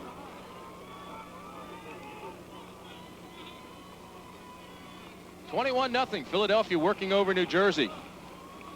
Well, the Generals won that game last weekend. The Generals beat Philadelphia twice during the regular season. But that doesn't surprise me too much that they're taking charge of that game. I had a feeling that Philadelphia was going to be the team to beat in the playoffs. Let's go down on the field to Ted Dawson. Ted? Thank you, Tim. Carlton Rose, the head of the defense, who was injured earlier in the game. It looks like there's a whole different spirit over here on this side of the field. We're getting a couple of turnovers. We're having a couple of those in a couple of weeks now. And it's the offense moving the ball right now. Defense gelling, so just got to keep it up now. Carlton Rose, congratulations. We've still got another half. Timmy? And we have 24 seconds in this half. This is John Williams, who stumbles across the 30 to the 31-yard line up near the original line of scrimmage. Doesn't surprise me too much. I think the Panthers will be content to take a 14-10 lead into the locker room at halftime. And that'll be the last play of the half. Well, not a surprising half. L.A. came out, scored quickly twice, seemed to be dominating the line of scrimmage. Then the turnovers made the difference. 2 interceptions, 1 fumble by Tony Bodie, and all of a sudden, Michigan came roaring back with 2 scores rather, in 31 seconds. We'll be back with the halftime activities after this message and a word from our local stations.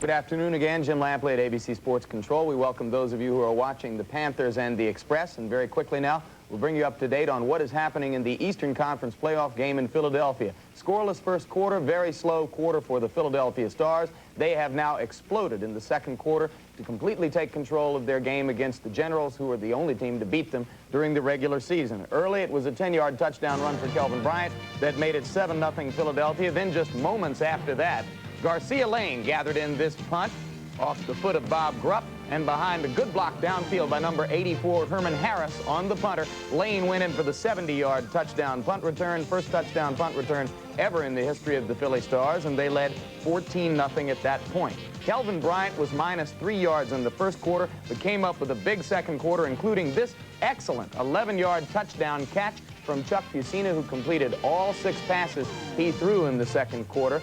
New Jersey has been able to move the ball, but has not been able to take advantage of scoring opportunities. So right now, they've just gone to halftime, and the Philadelphia Stars, who had the league's best record during the regular season and are hoping to prove once and for all that they're the best team in the USFL, have a 21-0 halftime lead over New Jersey. We'll be back with more United States Football League halftime coverage immediately after this. This is the first time Michigan has led at halftime since their May 6th game at Houston, when they had a 14-7 advantage. Tony Zendejas of Los Angeles to kick off. Bobby Futrell and Albert Bentley are deep for Michigan. This is Bentley, 5 yards deep. Out to the 20, breaks a tackle, out to the 25, to the 30-yard line, but there is a flag.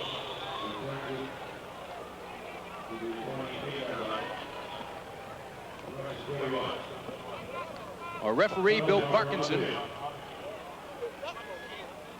tells us that there was holding by the Panthers. There are the officials for today's game. The winner of this game advances to the Western Conference Championship. However, if Los Angeles wins today, they will not have the home field advantage next weekend. 62, doing the return, holding, first down. Number 62 is Tom Dornbrook.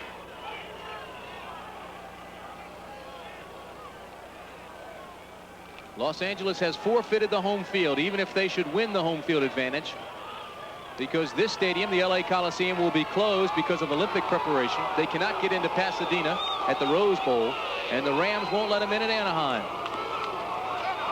This is Ken Lacey. Has a hold. First down, Panthers up across the 30 to the 31-yard line.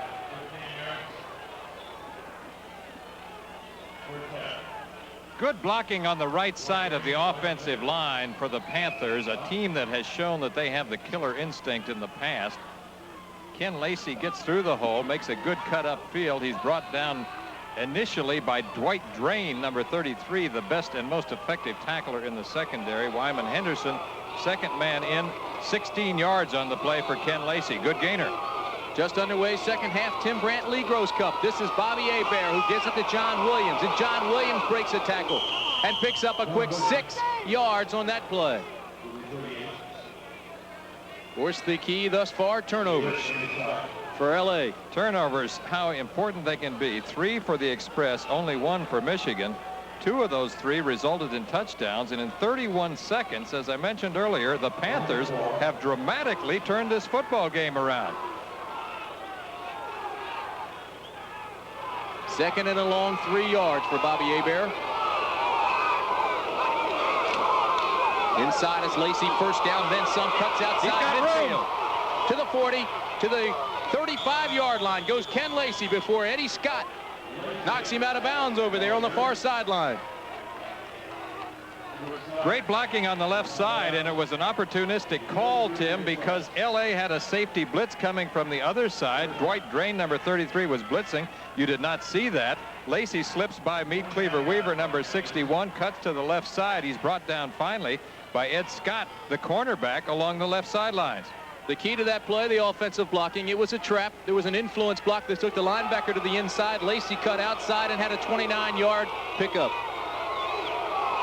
From the 33, this is first down, and this is Miller, who rambles his way down to the 30-yard line. They'll mark it at the 29. So Ken Lacey now flaunting his playoff form. 29 yards on that last carry. He's 3 carries now on the afternoon for 51 yards, and he caught the touchdown pass for Hebert. Bobby Hebert had just 3 pass interceptions in the first 6 weeks. Michigan was 6-0. He had 19 interceptions in the next 8 games, and that's when everything started to fall apart. Now, in the last 3.5 games, Hebert has not thrown an interception, and Michigan has won 3 of its last 4 ball games. That's Georgia Chica, who is down. Big Georgia Chica out of University of Southern California, 6'5", 260 pounds. There's our score. We'll be right back.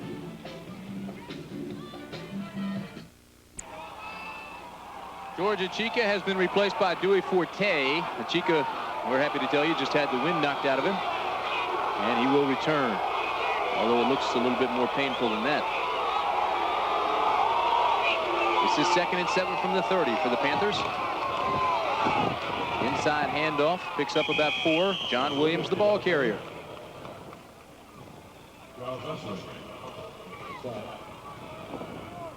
Good news, Georgia Chica returns to the field. Of course, he's one of 2 bookend tackles out of USC that we've talked about. And it was his presence last year, Tim, if you remember, when they signed a Chica, they went from a 3 to a 4-man front, and they've been a 4-3 team ever since. 11 minutes, 39 seconds remaining in the 3rd quarter from the LA Coliseum. 3rd down, 3 yards for the first for the Michigan Panthers. The handoff is to Miller. Has a hole on the right side. He's out close to another first down. Eddie Weaver comes up and makes the tackle.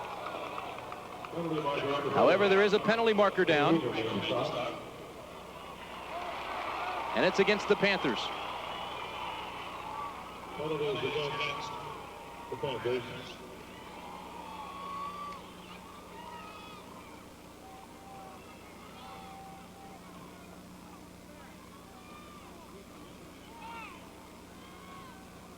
Penalty-free ball game in the first half. Very few penalties.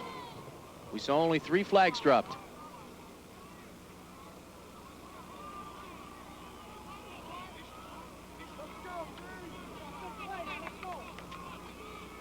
Illegal use of hands on the offense, number 75, 3rd down.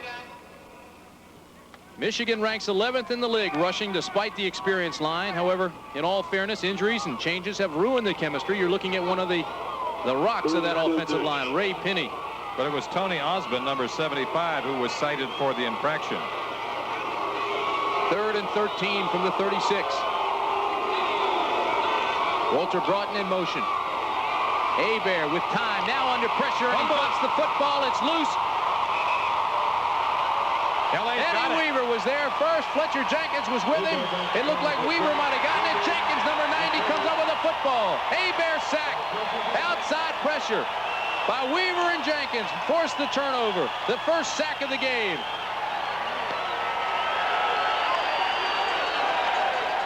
The first sack of the game here results in a turnover. Keep your eye on number 61, Eddie Meat Cleaver Weaver, penetrating from the inside. He gets the hit on Bobby Hebert, closes in on him. It's Fletcher Jenkins, number 90, who covers the football. Another look from Hebert's vantage point. See, he's being pressured right there from the middle by number 61. That forces the fumble, and it's Fletcher Jenkins, number 90, who does it.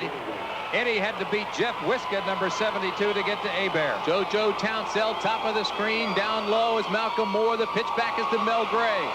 Gray has the corner. Tries to twist away from Pennywell and can't. It's still a gain of 6.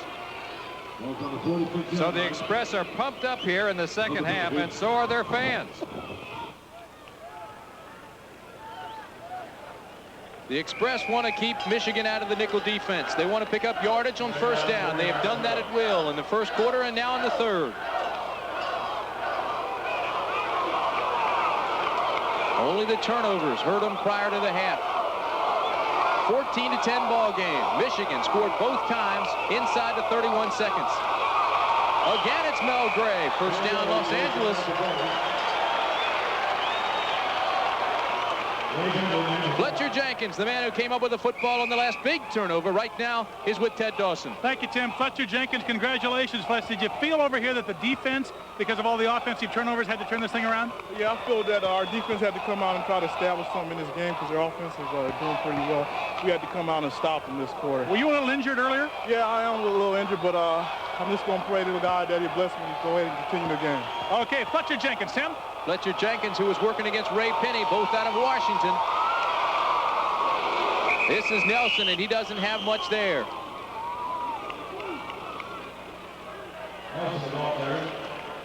Kevin Nelson, LA's #1 runner with 828 yards. Also has 34 receptions. Ran for over 100 yards twice this season. Robert Pennywell and John Banaszak shut the door on him that time.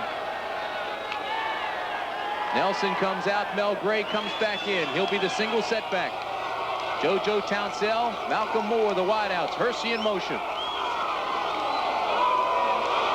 This is Steve Young. Has a man. It's Hersey, and he's complete down to the 20-yard line. David Hersey. Oliver Davis was the defensive back, and he's slow getting up.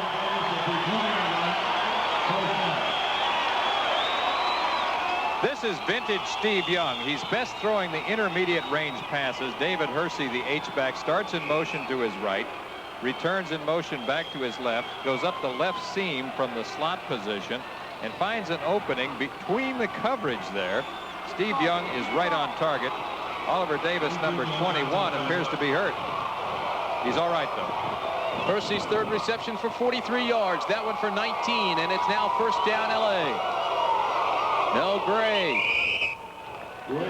Stopped by Corker and Pennywell. Mel Gray running that left side, and they like that left side because of Gary Zimmerman, number 56, and Wayne Jones, number 65. Zimmerman has emerged as one of the best young offensive linemen in the league, Tim, as a rookie. 2nd and 8 from the 18-yard line. Look for a counter play to the right this time. That from our man on the spot, Ted Dawson. Malcolm Moore and Hersey to the bottom of the screen. Townsell to the top. Here's the counter to Mel Gray, right side, and he picks up a bundle. Ron Osborne had to come out of the secondary to make the tackle, but he's up 2 yards shy of another first down. It'll bring up 3rd and short. By a counter play, Tim, and this is for the new fans out there, that simply means you make a little move one way and then counter in the opposite direction. Now watch the little counter step that Mel Gray takes, first to his left and then comes back to his right. The tackle made in the secondary by number 23, Ron Osborne, who's been busy at his safety position today. The Los Angeles offense working against the 3rd best defense in the USFL. Look for a slant play off the left side this time, Tim. Hersey in motion. It's a power blast left side. Mel Gray, the ball carrier. He is up close to the first down. He may be a little bit shy.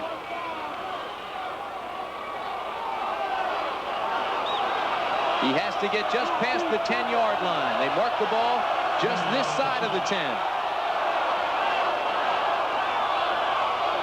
So Mel Gray's numbers on the day now, 14 carries for 52 yards. It also brings up 4th and 1. Steve Young wants to talk things over with John Hadle. John Hadle knows about the pressure of the playoff games. He's been there so many times as a player. in the AFL. He won the titles for San Diego in '63, '64, and '65. We'll be back.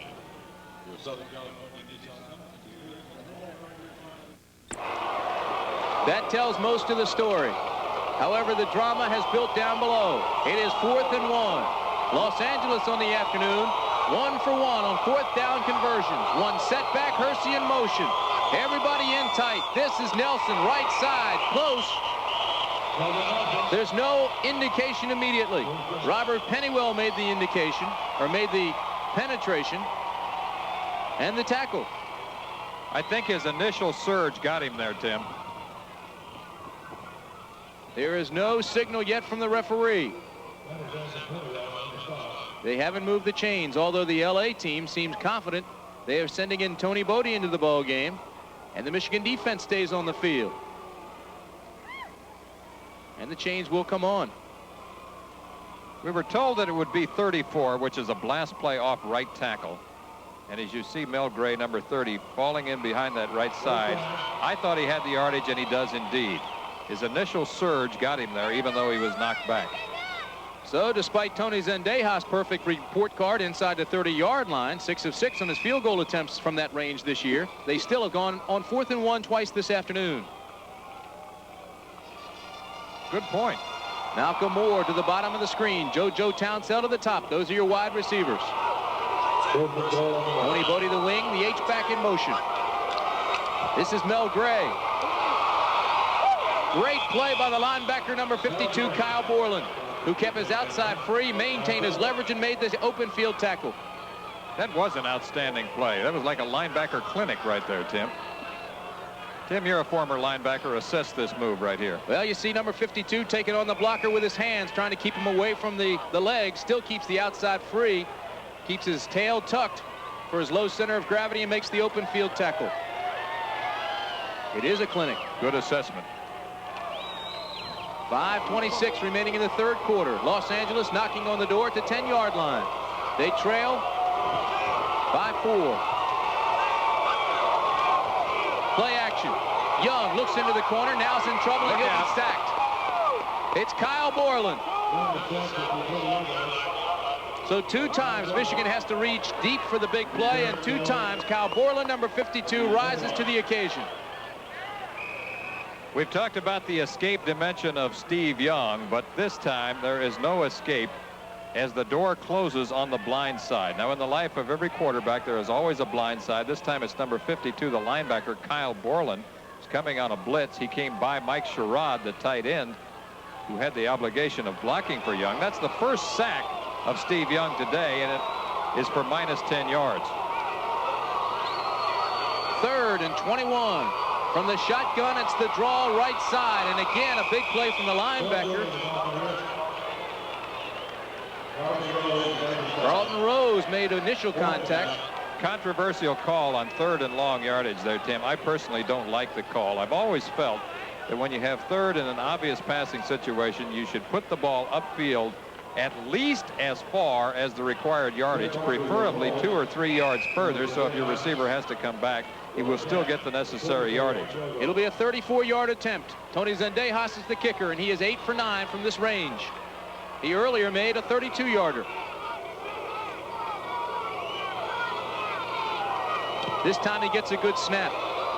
He has the distance, and the kick is good. So now it's a 1-point ball game.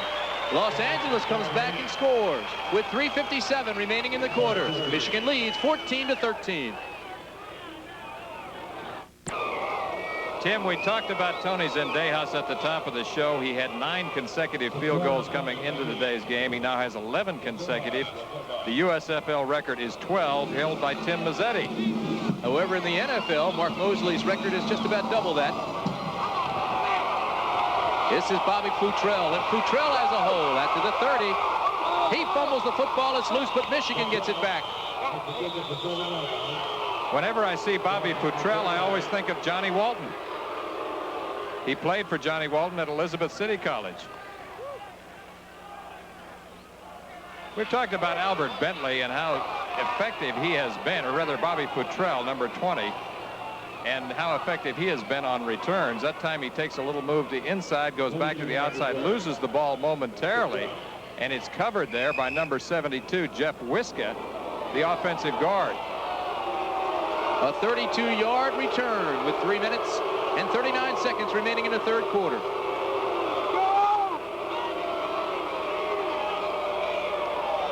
Anthony Allen and Derek Holloway are the wide receivers. Ken Lacey and John Williams are the setbacks. The fake is to Williams. Hebert has a man wide open. Into Los Angeles territory goes Anthony Allen, and Anthony Allen takes it to the 41-yard line.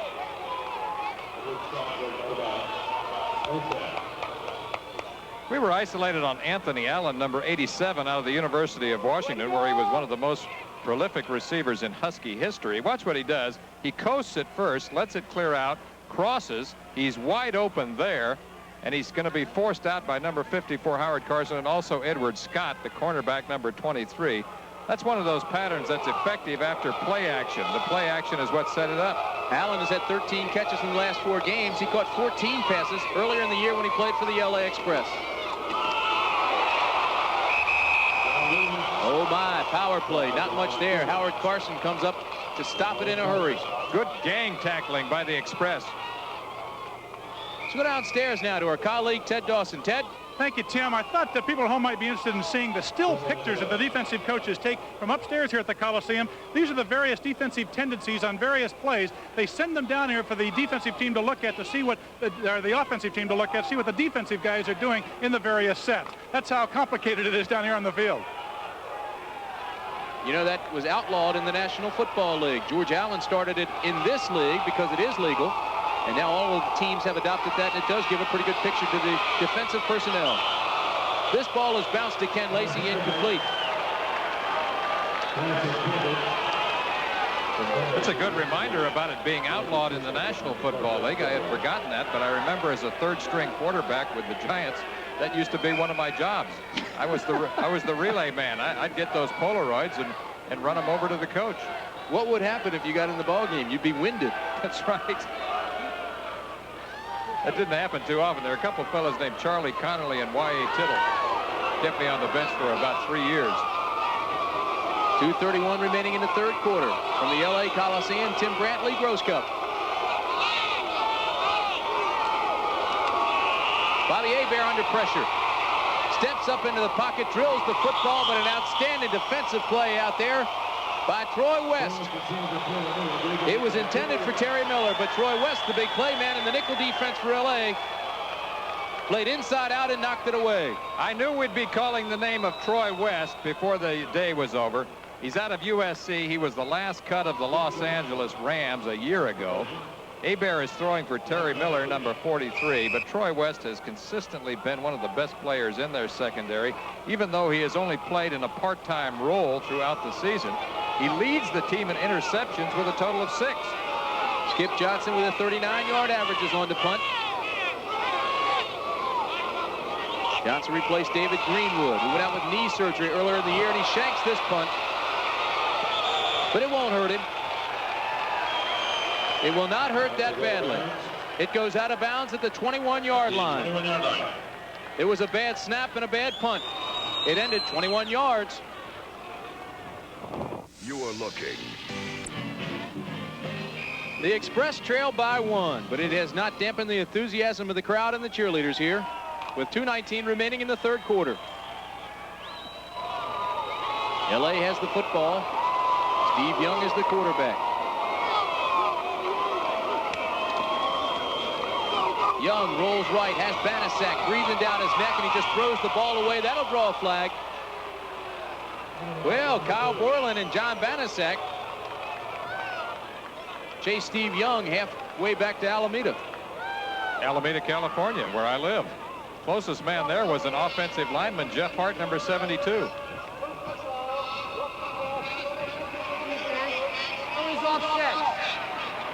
Well, Kyle Borland, number 52, is called for roughing the passer. Jeff Hart jumped a little bit too early, was downfield on the pass play.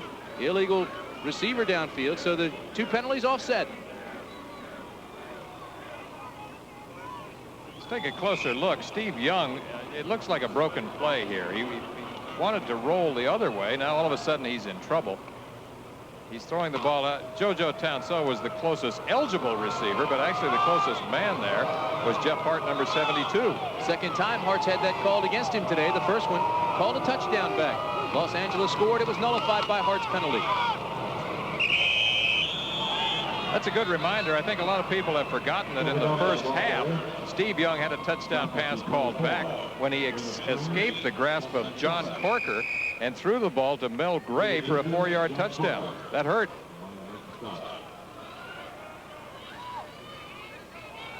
So Los Angeles trails in the game still 14-13.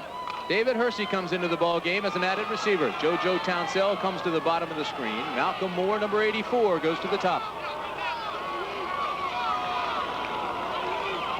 Hersey goes in motion. Young drills the ball to Hersey, who has it at the 35, picks up a block to the 42-yard line. David Hersey.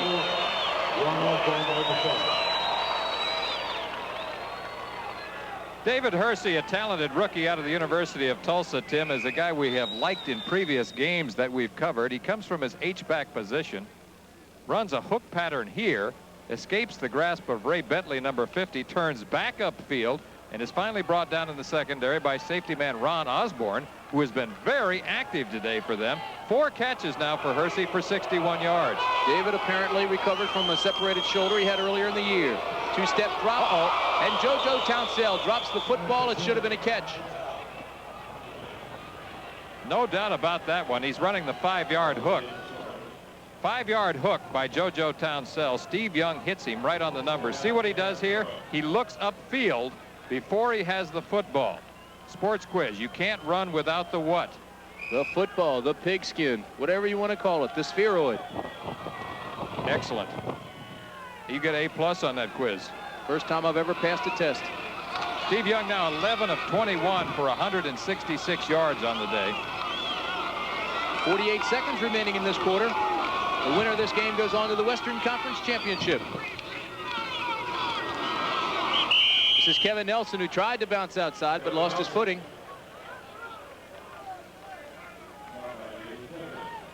Larry Bethea was the man that threw him off balance. This defense of Michigan's, which ranks 3rd in the USFL, has had its problems this year. Clarence Chapman was suspended for missing some meetings and being late for practice. Larry Bethea, John Corker were suspended at one point. Larry Bethea was benched earlier in this ball game. Did not start the ball game because he was late for a meeting. Young on 3rd down throws, and Nelson can't hang on. So 3rd and 8, it looks like they'll have to punt it away. 2 drop passes. Those are drive killers, Tim. And you know what? This has been a very fast 3rd quarter. And we've got a barn burner going into the 4th. The LA Coliseum, the site of the 23rd Olympiad, which starts in just a couple of weeks. Jeff Partridge, number 16, is on to punt. And he throws, and he's got a man, and it's complete. To the 40, the 30, Wyman Henderson down inside the 25-yard line to the 24-yard line. Wyman Henderson on the fake punt. Partridge throws, and Henderson makes the catch. 33-yard pickup.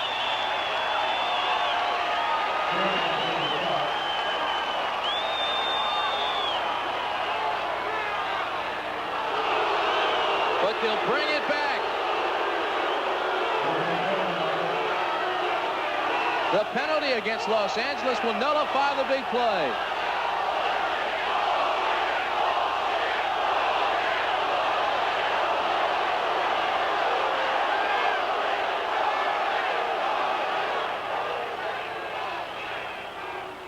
Unsportsmanlike act, hiding in the bench area. This game, 4th down. No loss.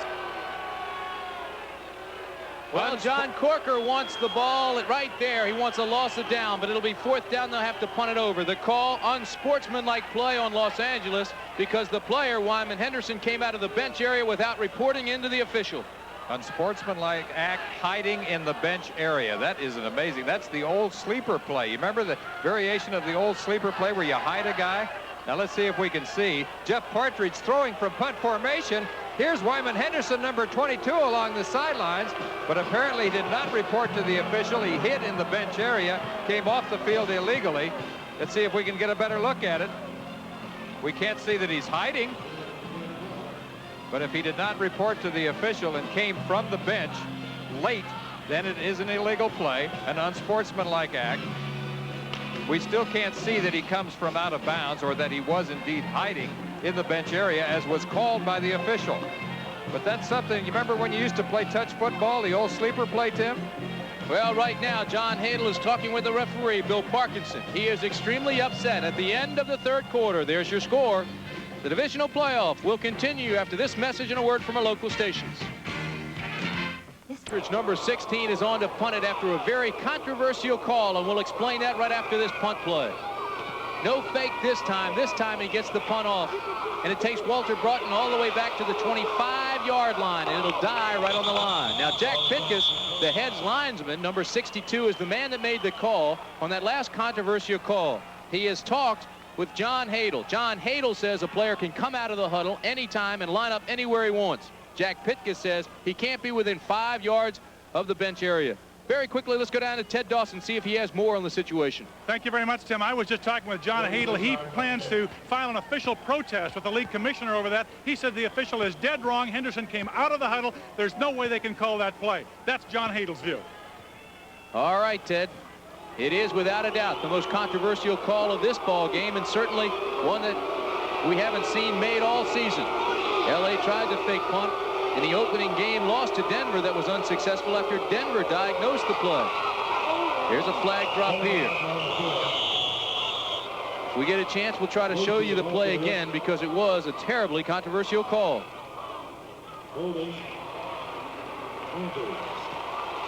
John Hadel claims that Wyman Henderson, number 22, came out of the huddle. He is lining up on the left.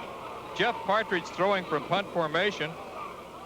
Henderson all alone there. And the man who makes the call is the official right behind you. You see the flag dropped back there. So he was in a good position to see it. But John Hadel claims it was a legal play. First and 20. So Michigan is called for holding. They move it back. It'll be first and 20. It was a 33-yard pickup on that fake punt. But it was all for naught. It was nullified. The heads linesman called it back. Hebert with pressure on the backside from Weaver. Drops the ball to Lacey at the 20. Bounces outside. And is taken down at the 20-yard line.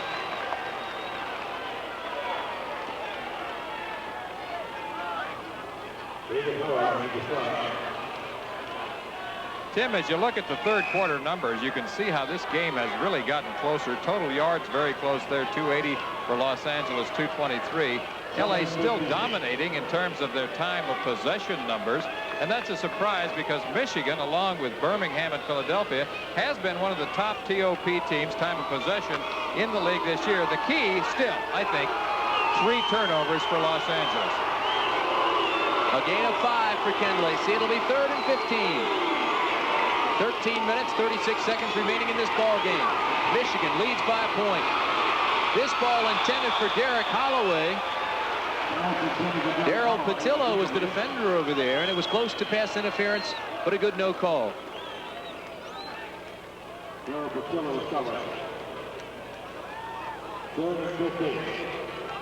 This is what happens along the sideline. This is the communication they use in flashing the plays. Plays are called down, given to Whit Taylor, the backup quarterback there, who then flashes them to the quarterback on the field, Bobby Hebert. He then checks his wrist, calls the play. Third and 15 from the 20-yard line. Bobby Hebert now faces a violent pass rush. Walter Broughton is in motion. Here comes Weaver from the backside. Hebert goes down, but he completes the pass across the middle for a first down. Walter Broughton is the man who made the reception. Bobby Hebert slow getting up. He has been nagged by a knee injury and will probably have surgery at the end of the year. Eddie Meat Cleaver Weaver, number 61. The defensive end is the man who applies the backside pressure on Hebert, along with number 75, George Achika. Watch the pressure now as Hebert steps forward in the pocket, throws as he's going down. The target is number 24, Walter Broughton, a former running back when he was at Jacksonville State. An 18-yard pickup. Hebert now has thrown for 111 yards.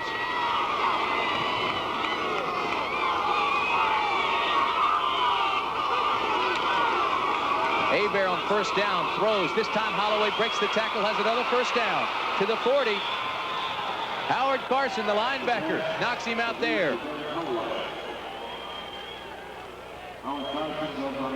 Derek Holloway, the little flyer out of the University of Arkansas, who was overshadowed in publicity by Gary Anderson when he was there, runs a 5-yard hook and then slips back to the outside, gets away from Wyman Henderson, number 22 right there, and then Howard Carson, number 54, comes along to make the tackle. That's the first catch of the day for Derek Holloway, who we talked about at the very top of our show.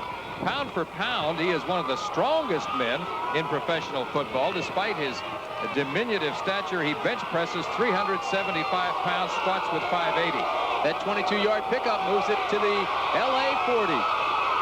And Miller picks up close to another first down. Michigan taking charge now. And holy Gross Cup, have we seen the ebb and flow of power in this ball game. First it was Los Angeles, now it's Michigan. We thought we had a good matchup. We talked about that at the very top of the show. Michigan, a team with the experience. They have veterans who have playoff experience, guys who have been there, guys you figure are going to peak at the right time, just like they did last season. LA, of course, a bunch of great young players, maybe the best young talent in the league. But will they gel in time? We'll see. Terry Miller, who hasn't played in quite a while, has 28 yards, 5 carries for the Michigan Panthers. 2nd and 1 from the 30. This is Miller, has the first down and then some inside the 25-yard line. So Terry Miller and Cleo Miller, 2 backup runners, along with Lacey and Williams. They have had fresh backs in the game almost continuously since the 2nd quarter. Miller gets the ball off the left side there. There's a good opening, and that's north and south running, meaning that he points his nose toward the goal line and goes for it. What do you think's going through John Hadel's mind now after a successful 4th down fake punt pass for 33 yards that was nullified? Giving Michigan back the ball with 11 minutes left in the ball game. John Williams cuts back inside against the grain, breaks a tackle to the 9-yard line. John Williams, who had 161 yards last weekend, the regular season finale, and was the USFL Player of the Week. Aaron Mitchell, in isolation from his safety position, has been not only a top interceptor for the Express, but also one of the leading tacklers on the team, and he has to come up and make the tackle on John Williams, loses the grasp, and then it's Dwight Drain who comes along to finish the job off. John Hadel, who was an All-American at 2 positions when he played for the University of Kansas, both running back and quarterback. 44 years old. He may feel much older than that right now. Williams to the 4. So this has been an impressive Michigan drive. This is what we associate with Michigan Panther football, Tim. We saw them early in the season when they were on their 6-game win streak, come in and dominate the Denver Gold, game we covered where they won 28-zip. And this is what they did best. Tackle-to-tackle running. Trap plays, power plays, dive plays. John Williams now has 90 yards. He signed a series of 1-year contracts for 3 years, so he'll be with the Michigan Panthers for quite a while, even though Ken Lacey now will go to the National Football League with the Kansas City Chiefs following this year. We've got 9 minutes, 43 seconds remaining in this ball game. Michigan has a 1-point lead, but they're threatening again. The United States Football League is an exclusive presentation of ABC Sports. Today's game is being sponsored by Lowenbrau. When you want the taste of a truly great beer, there's really only one. Tonight, let it be Lowenbrau. And by Pepto-Bismol. Pepto-Bismol coats, soothes, and relieves. Pepto-Bismol for most common stomach discomforts. I think John Hadel could use some of that right now with 9:43 left in the ball game. I was thinking the same thing. It's been a frustrating day for John Hadel. He saw one of his gadget plays go awry. A touchdown pass by Steve Young was called back. What else can happen? He knows about the pressure of the playoffs, though. He's been there so many times as a player before. This is rookie year as a head coach. John Williams, right side, looks inside, goes to the 3-yard line. Dwight Drain saved the touchdown for L.A. Dwight Drain, a sensational rookie out of the University of Oklahoma. They think he can develop into one of the top safety men in the league. John Williams starts out on a sweep play to his right, follows his blocking. He makes the cut right here. And look who's up there from the safety position to greet him, number 33, Dwight Drain. The Michigan offensive line now dominating. It is experienced. Ray Penny played in the Super Bowl. Jeff Wiska, the USFL championship last year. Wayne Radloff, NCAA champ, the Super Bowl. Tyrone McGriff and Tony Austin, the USFL championship. This is Hebert, touchdown Michigan. Mike Cobb, the tight end, makes his first catch of the day, and it's a touchdown. So despite playing with a bad cartilage in his knee, Bobby Hebert is nimble enough on the bootleg play to get outside the corner and look for his target, Mike Cobb. See this little move? Just enough mobility. You can see that he's a little gimpy, but he has enough mobility to get outside, take his time, throw that nice soft pass in there to Mike Cobb, number 89, and it settles into his numbers for the touchdown. Makes that one look easy. And they set it up, Tim, with the run. Big extra point for Novo Bojovic because the two-point play is allowed in this league. So that point was a big one. Michigan 21, Los Angeles 13. We'll be back for the final 8 minutes and 57 seconds after this. Bobby Hebert with the touchdown pass to Mike Cobb, and the strong-arm Cajun has really come to life to bring his team up 21-13. Novo Bojovic to kick off. You see the shift. They feign the onside kick, now line up in their lanes, and they kick it away deep. This one will be fielded on a hop by Tony Bodie on the 11. And he gets it back to the 20-yard line. Graphic on the scoring drive shows you that it was pretty much vintage Michigan. You know, they took 10 plays to go 75 yards, were able to use up 5 minutes and 53 seconds. And it culminated with a play-action pass, little bootleg move by Hebert as he rolled to his right, found his tight end Mike Cobb in the end zone. We've seen them do that sort of thing so many times over the last 2 years, Tim. When we talked about momentum, we talked about the favorite of this ball game way back at the top of the show. We said that L.A. was the favorite.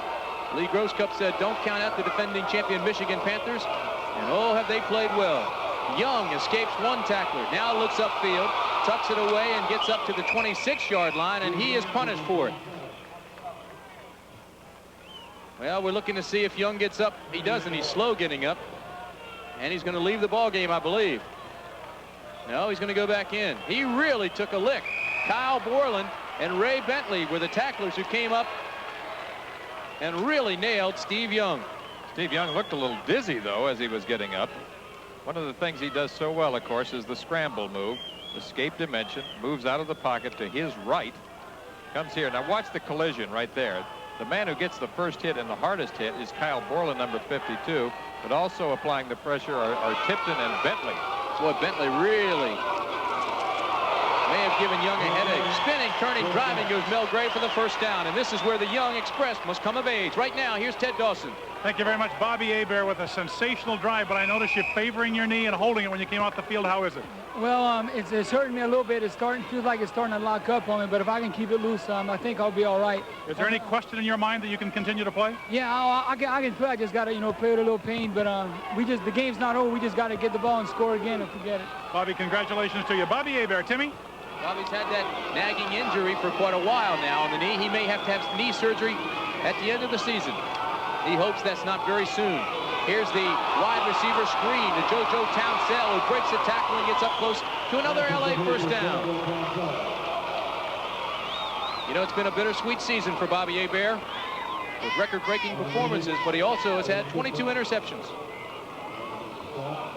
JoJo Townsell in isolation here has been Steve Young's favorite receiver since Steve joined the team in April. You see that he's running back toward Young in motion, takes a hitch pattern there, picks up a block from his center, Mike Ruther. So it's kind of a little sideline or slip screen there, which is a way to create an open field situation for a versatile receiver like Townsell. 2nd and 1, Mel Gray has the first down. Mel Gray, first down. Question is, was that a clip by Ruther? It looked like it might have been a clip on the previous play. I thought so too. They were out of the neutral zone, away from the 5-yard distance. According to Ted Dawson, we've got quite a bit of wind coming up down there on the field now, and that could be a factor here in the 4th quarter. However, right now Steve Young has the wind at his back. Malcolm Moore comes to the bottom of the screen. JoJo Townsell to the top. 5:45 left in the ball game, and on first down, Young to throw. In trouble. Escapes it across the middle, and it's complete to Hersey.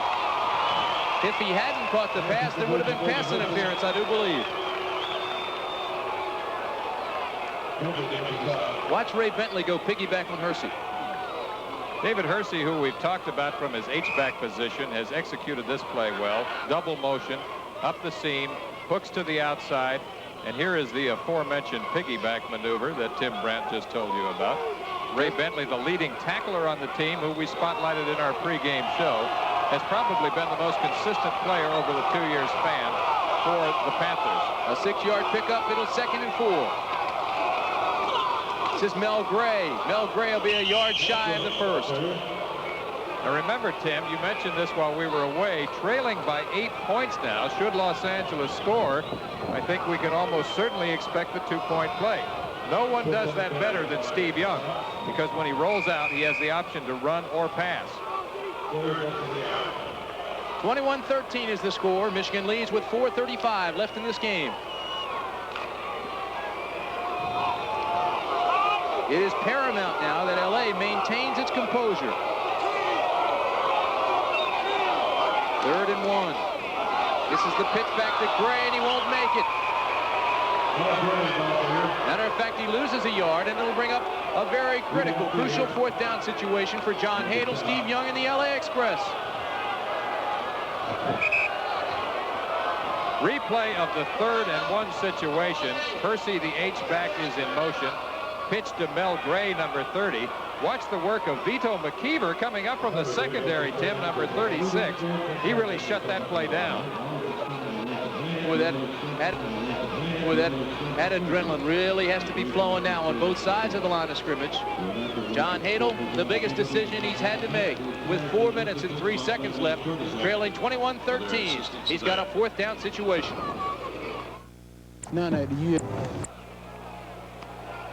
Michigan 21, Los Angeles 13. We've got 4 minutes and 3 seconds remaining in the ball game. Certainly one of the biggest plays of the game for Los Angeles. Look for a bootleg here. Look for a bootleg here, Tim. 4th and 1. 4th and 1. Young under pressure. Has to sprint. He has the first down. Los Angeles has new life, but Young looks like he's hurt. Steve Young, who was shaken up just 2 plays ago, is still down on the Los Angeles sideline. We want to welcome those of you who have been watching the New Jersey-Philadelphia game. The Stars apparently in control there, leading 28-0. Steve Young is up and back on the field. What tremendous courage by Steve Young, who gets a real shot along the sideline. Here's the bootleg play. Mike Durrett is the man who kicks out on Kyle Borland to set it up so that he can find the seam. And watch what happens as he slides here along the sideline. Number 23, Ron Osborne, the safety man, gets a real shot on Steve Young. They've been encouraging to do the hook slide. He says, every time I do that, I get hurt. Keep in mind, the 2-point conversion is legal in the USFL. This is first down. Mel Gray sidesteps, spins, turns his way up to the 40-yard line. Now in Michigan territory. We've got 2 minutes, 54 seconds left here. Michigan leads 21-13. Early in the ball game, Los Angeles had control and took a commanding 10-0 lead, seemingly commanding at the time. But then they had 2 interceptions and a fumble recovery. Michigan scored twice in 31 seconds, and they led at the half 14-10. There was a tremendously controversial call here in the second half. On 4th down, Los Angeles went to a trick play. They picked up 33 yards in the first, but it was called back on a penalty. This is Young, who throws across the middle. He has a man. It's his tight end, Darren Long. And he's down deep in Michigan territory. They'll mark it at the 17-yard line. Young is hurt. Young is hurt. Steve Young, who has been playing with pain here. You see him right there as he appears to be hurt again. On 3 occasions, we have seen him start to leave the game. He is going to leave now, Lee Gross Cup. Frank Sire comes on. He and Steve Young having words at midfield, and Young sends him back.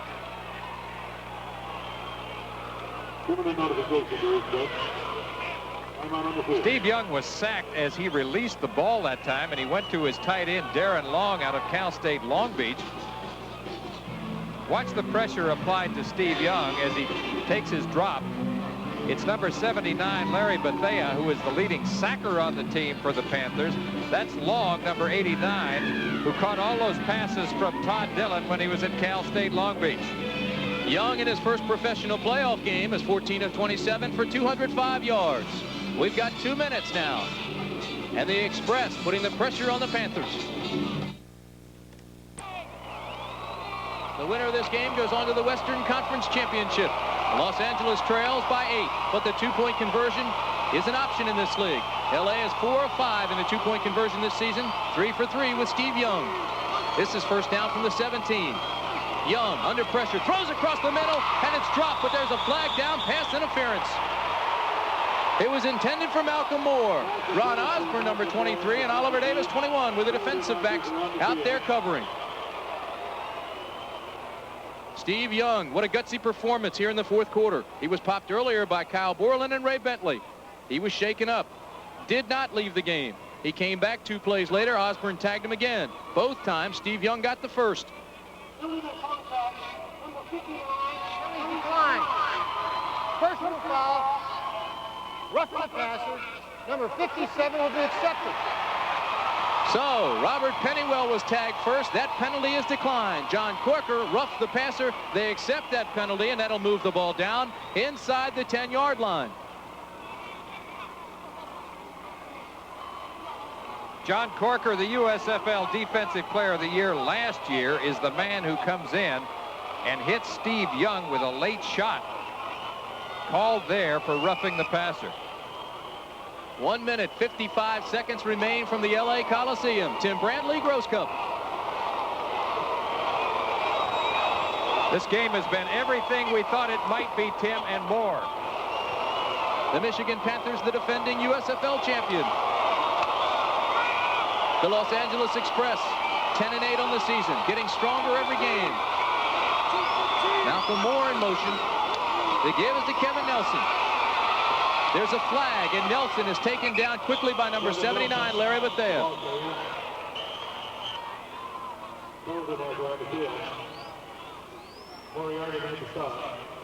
So the Michigan Panthers, good pursuit. Running to the football, and the penalty is against Los Angeles. So the Express continue to hurt themselves. We should tell you that LA had a touchdown called back in the first half. Jeff Hart was called for being downfield illegally. Illegal motion on the offense, number 84, first down. This penalty is against Malcolm Moore. David Hersey, the H-back in motion. No, that's Malcolm Moore, number 84, in motion. He turns upfield just a little bit too early. 4 penalties, 40 yards against the LA Express. First down, 13 yards for the first, and the touchdown. This pass, is it cut? No good, he's out of bounds. JoJo Townsell made the catch, dragged his feet. But Marlon McKeever was the defender, and he couldn't get his feet in bounds. It would have been a touchdown. Vito McKeever, rather.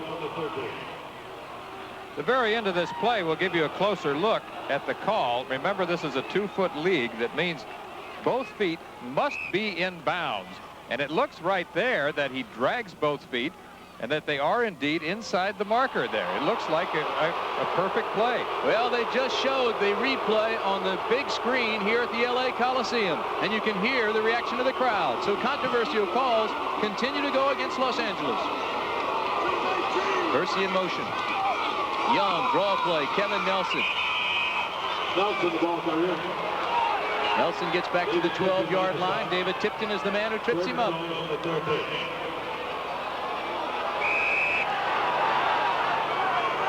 One more look at the controversial call. Remember, it's a 2-foot league. There's the left foot.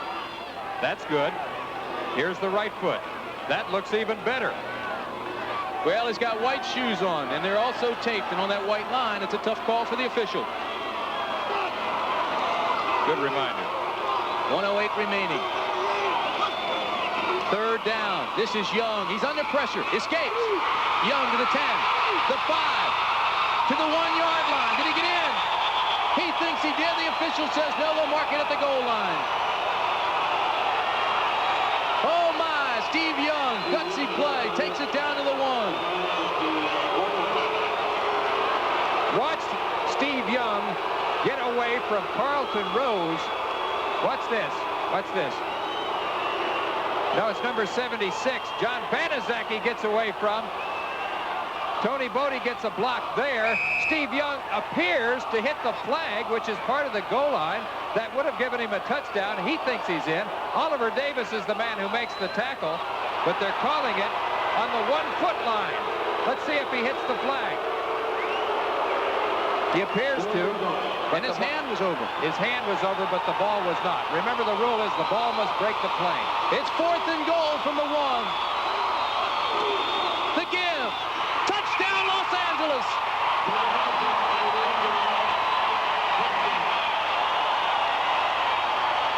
Kevin Nelson scores for LA. That makes it 21-19. The 2-point conversion is paramount. They followed Jeff Hart, the veteran, 5-year starter for the Baltimore Colts, and Mike Durrett. Timeout, Los Angeles. It's their last timeout. That's Jim Stanley, the concerned head coach of the Michigan Panthers.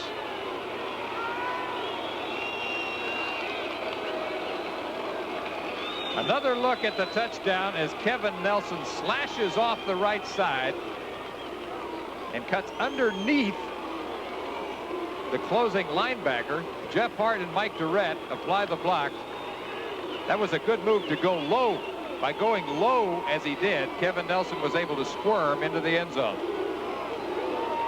So now Steve Young, who is 3 for 3 on 2-point plays. The Express are 4 of 5 on 2-point conversions this season. Steve Young has done it exclusively on rollout plays.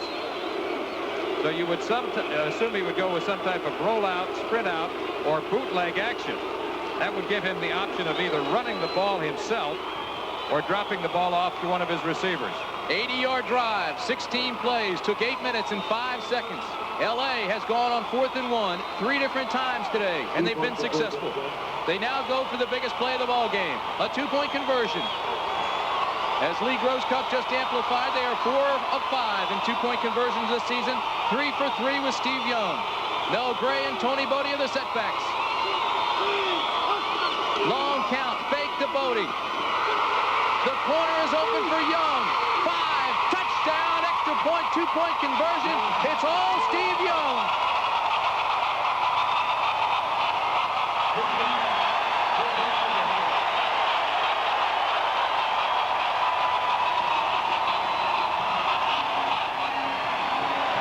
So Steve Young, who made the touchdown possible with his scramble, now comes back and scrambles backside for the 2-point conversion. We're tied with 52 seconds left at the LA Coliseum.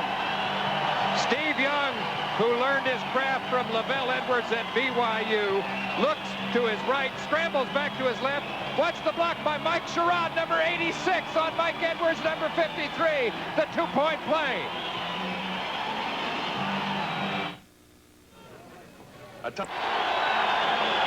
We've got 52 seconds remaining at the LA Coliseum. Tony Zendejas is the man to kick off the deep men for Michigan. Bobby Futrell and Ray Bentley. A short kick. Albert Bentley comes up, but it's Don Eccles who picks it up. Eccles to the 25, pulls his way up to the 26-yard line. So Albert Bentley never got up to have a chance to field the ball. It was Eccles, the tight end. Los Angeles says it's a loose football.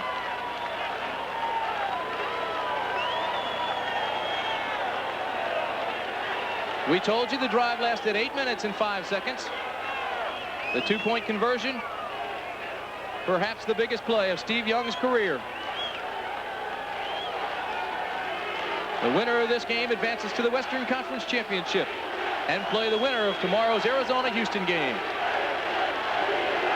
ABC's coverage of the USFL continues tomorrow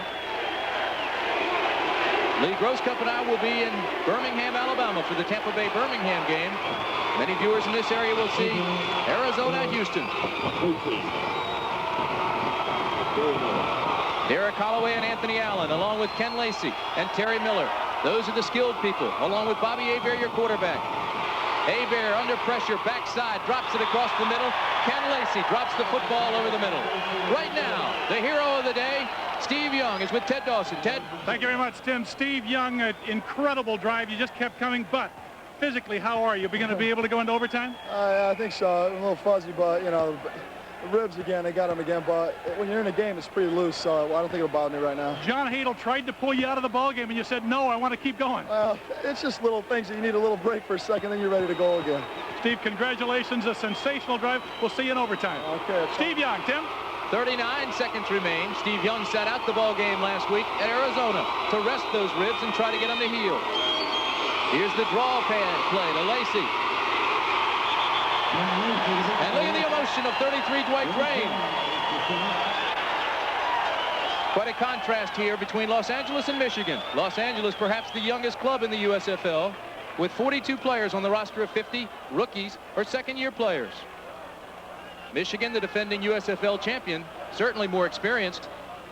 We spotlighted all of these particular matchups at the top of the show, and I think everything we talked about has come true. This has been an incredible football game. Both teams now in a standoff after 4 quarters of quite a Donnybrook. They watch the clock tick down. Michigan on 3rd down conversion had a big day, but they aren't going to get this play off because time has expired. It will be overtime at the LA Coliseum. Michigan 21, Los Angeles 21.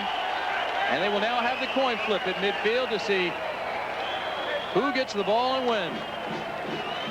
For Steve Young today, he had 7 carries, 44 yards.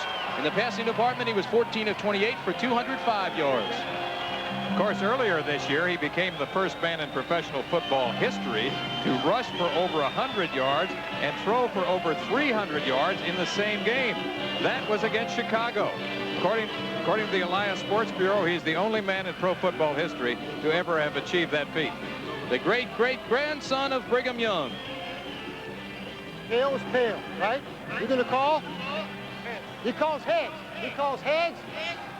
It's heads. Heads, you win the toss. We're going to receive. Which way we go? Over here, Red. Robert Pennywell, 59. Jeff Hart, 72. Michigan wins the toss, and we'll receive in 3 minutes. Well, you heard our referee, Bill Parkinson, explain the coin flip has been won by Michigan. They have elected to receive. There will be a 3-minute break, and then these 2 teams will tee it up, line up, and go back out in the middle of the field. We've got a good old-fashioned Donnybrook.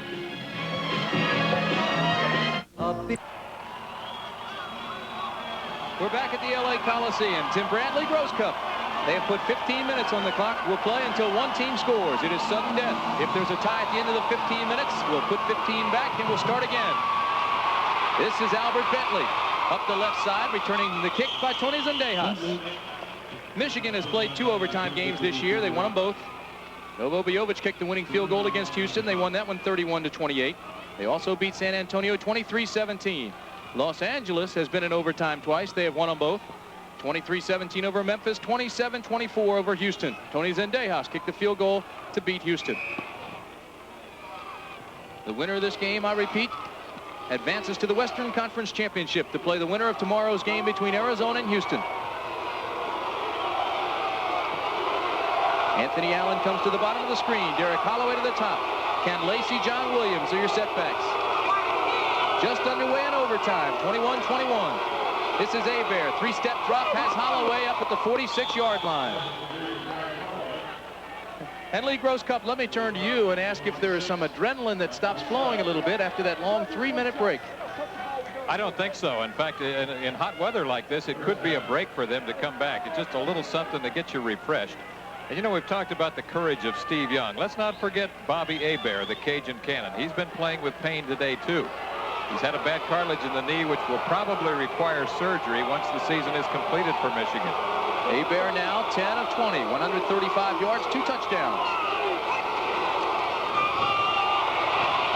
This is Terry Miller, who goes around the right side, picks up 3. It'll be 2nd and 7. Stats on regulation play now, Tim. Let's take a look. And you see one of the interesting things. Michigan, normally a time of possession team, has been dominated by Los Angeles 35-31 to 24-29. LA might have won the game in regulation time had it not been for 3 turnovers. Total yards very close, 347 to 314. This game, as I've said, Tim, has been one of the best that we have covered this year, if not the best. Bobby Hebert had just 3 pass interceptions in the first 6 weeks of this season. His team was 6-0, but then he had 19 interceptions in the next 8 games, and they struggled. This, a little screen pass. It goes back to his tight end, Mike Cobb, and Cobb has a lot of running room into the Los Angeles territory. I also should make mention that Bobby Hebert has not thrown an interception in the last 4 ball games. Play that we saw Cobb work earlier, or rather Hebert work earlier, rollout screen where he throws back to the tight end. Set up well there. Good blocking for Mike Cobb. Creates an open field situation, loses 1 tackler, and now it's going to set it up for Novo Bojovic, if necessary. Novo's longest field goal this year is 56 yards. 12:28 remaining in the overtime period. Sudden death, first to score wins. This is Miller, who bowls his way down and drops the football, but the whistle is blown. Remember what we said at the top of the show. This is a team that has playoff experience. They've been there.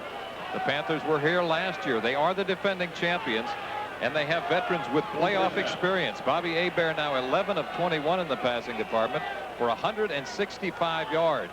He picked up 16 yards on that last completion to Mike Cobb. Terry Miller, with 10 yards on that last carry, now has 49 yards on the day with 8 carries. Comparative stats there of the 2 quarterbacks. First down, Michigan. Inside is Williams. Dwight Drain comes up and makes the tackle, and I doubt very seriously if we'll see Michigan go back to the air. Now it's all positioning, ground control. Set it up for Novo Bojovic. We said of Novo when we spotlighted him at the top of the show, because he's the most flamboyant kicker we have ever seen, the most demonstrative, we forget how fundamentally sound he really is. Short range, medium range, and long range. John Williams now has 96 yards and 17 carries, coming off his best game. He had 161 last week rather, in the season finale. This is Williams again.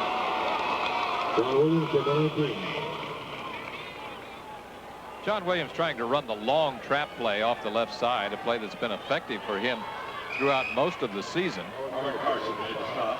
John Williams to the 19-yard line. Novo Bojovic now inside the 30 this year is 9 of 11.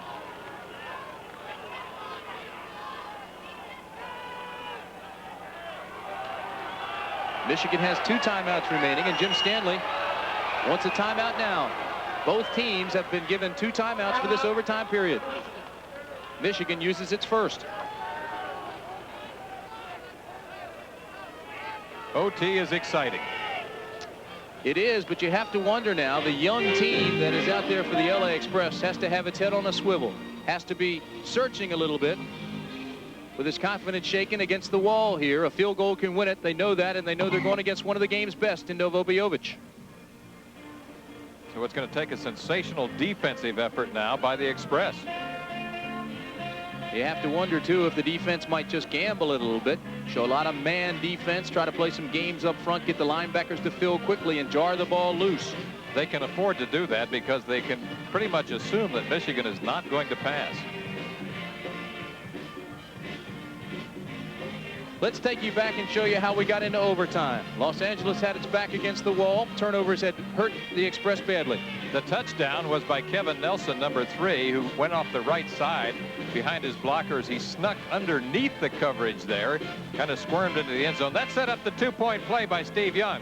Play action to his right. Now he's going to come back to his left and watch the block by number 86, Mike Sherrod, on number 52, Kyle Borland at the corner that springs Steve Young into the end zone. Actually, it was Mike Edwards, number 53, that took the block from Mike Sherrod.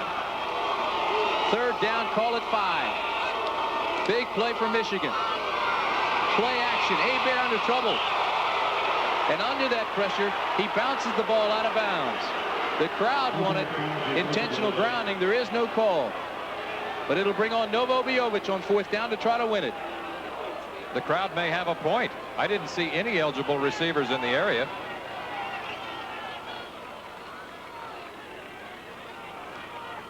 Novo kicked a 29-yarder to beat Houston with 36 seconds left in overtime earlier this year. He's won 3 games this year with field goals.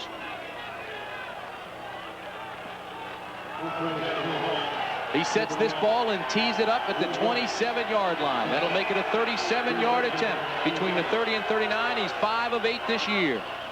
He missed a 46-yarder in the second quarter. And Los Angeles will try to ice him a little bit. Was it L.A. Cupper that called this timeout? Here's a look at John Hadel. Apparently it was. Jim Stanley, the head coach, in his second year with the Michigan Panthers, turned things around last year after winning just 1 game in the first 7 weeks. Had his team come back and win 12 of the next 14 to take the first ever USFL title. All the pressure is on that man, Novo Bijovic. Both coaches essentially are fundamentalists, Tim, but both of them will take chances. They will gamble on 4th down, for example. Occasionally show you gadget plays. All the pressure is not on Novo. The snapper is David Tipton. He had a high snap that caused Novo to miss a field goal earlier from 46 yards. The holder is Whit Taylor. It's one of those consummate teamwork plays in football. The center, the holder, the kicker. The winner advances to the Western Conference Championship. The game is on the line. It's on the shoulders of Novo Bijovic, the kicker. High snap. It gets down in time. The kick is long enough. It's no good. Novo Bijovic has missed it. There's new life for Los Angeles.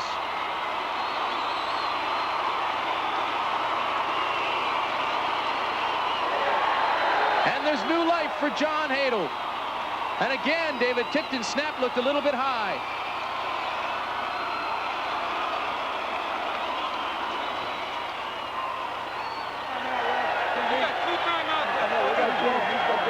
A look from the end zone, and let's see if the snap is high as Whit Taylor. Let's watch the hands of Whit Taylor. No, it appeared to be a good snap.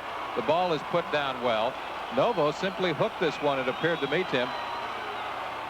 Let's watch Novo's reaction. Ball is put down well. Novo thinks he has it initially, then knows he doesn't, and he's very disappointed with himself. That's twice today he's hooked it. From Titograd, Yugoslavia, Novo Bijovic. So Michigan has had its shot. Now it's time for Los Angeles. Mel Gray, right side, picks up 7. It'll be 2nd and 3. Vito McKeever came up to make the tackle.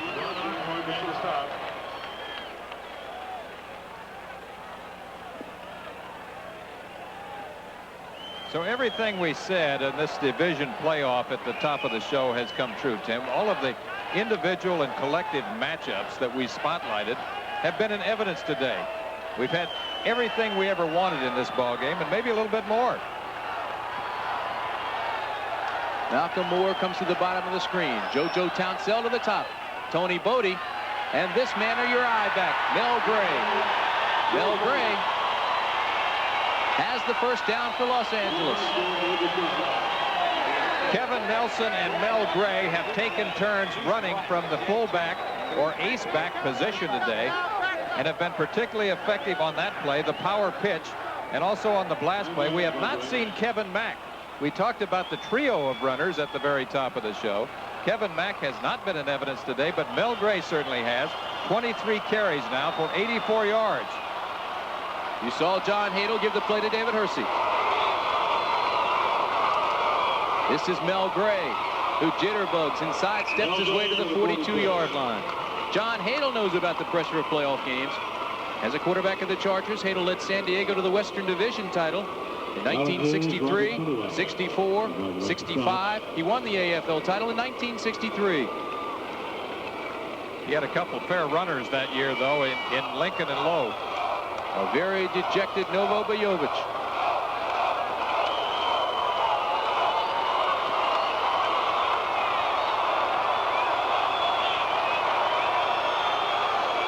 Second down, call it 6. Play action, Young, backside pressure, throws anyway, has Townsell, first down express.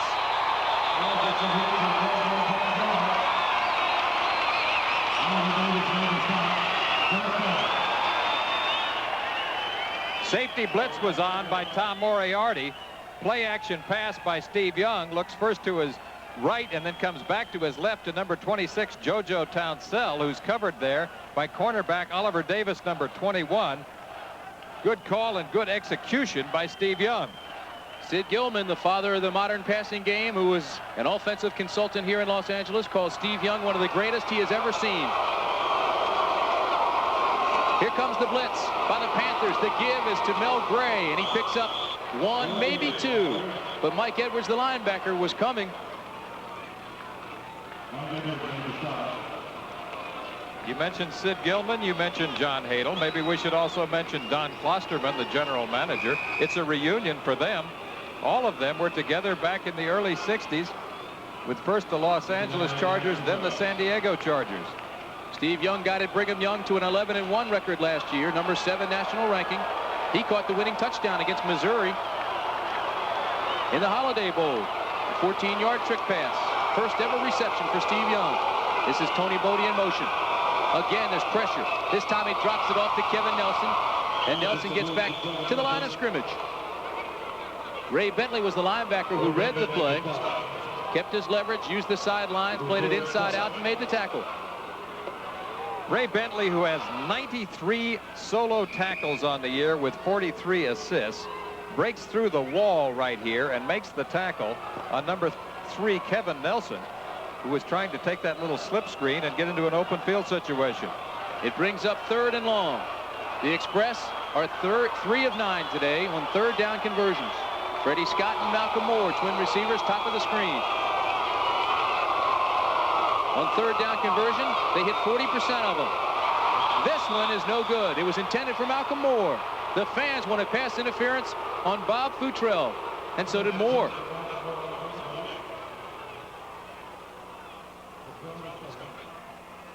Well, we've seen Los Angeles go for the 4th down conversion 3 times today offensively, but this time Partridge is on and he'll punt it. Steve Young has been effective today with middle routes, particularly the crisscrosses. This time he's trying to go to number 84, Malcolm Moore. Bobby Futrell is not cited for interference there, Tim, but it's an awfully questionable call. Partridge threw a completed pass on a fake punt in the 3rd quarter. It was called back because of a penalty. This time he punts it away. It's a sideline Kaufman corner that'll go out of bounds on the 14-yard line. Well, now they mark it on the 12-yard line. Nonetheless, Michigan is backed against the wall. We are in overtime, and we've got 5 minutes and 35 seconds remaining in the LA Coliseum. We want to welcome those of you who have been watching the New Jersey-Philadelphia game. Philadelphia advances to the Eastern Conference Championship game. And we'll play the winner of the Tampa Bay-Birmingham game, which will be played tomorrow at Legion Field. Here at the Los Angeles Coliseum, we have 5 minutes, 35 seconds remaining in the overtime period. Novo Biovic just missed the field goal. L.A. came back with a pretty good drive, but had to punt it away. Kaufman corner kick, left the ball on the 12-yard line, and that's where the Panthers have it. First down. Bobby Hebert, play action, throws across the middle, almost intercepted. It was intended for Derek Holloway. Wyman Henderson nearly picked the ball off. Number 22 at his cornerback position as he stepped in front of the Holloway.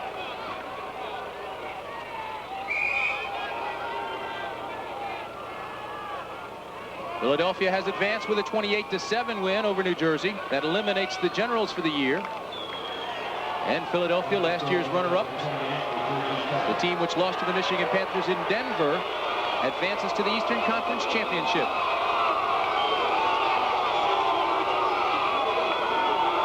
Second down and 10 for Bobby Hebert.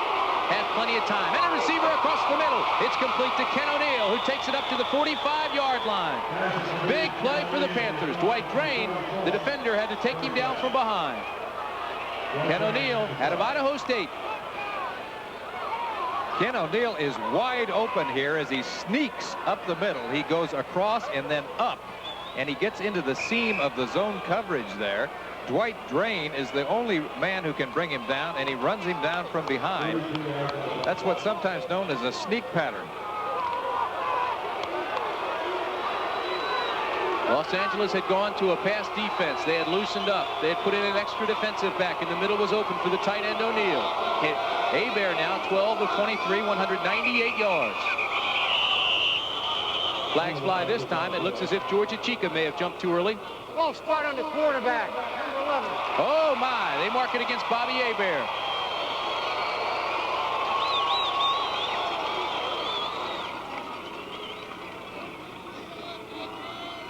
It's an interesting call. False start on the quarterback, Bobby Hebert.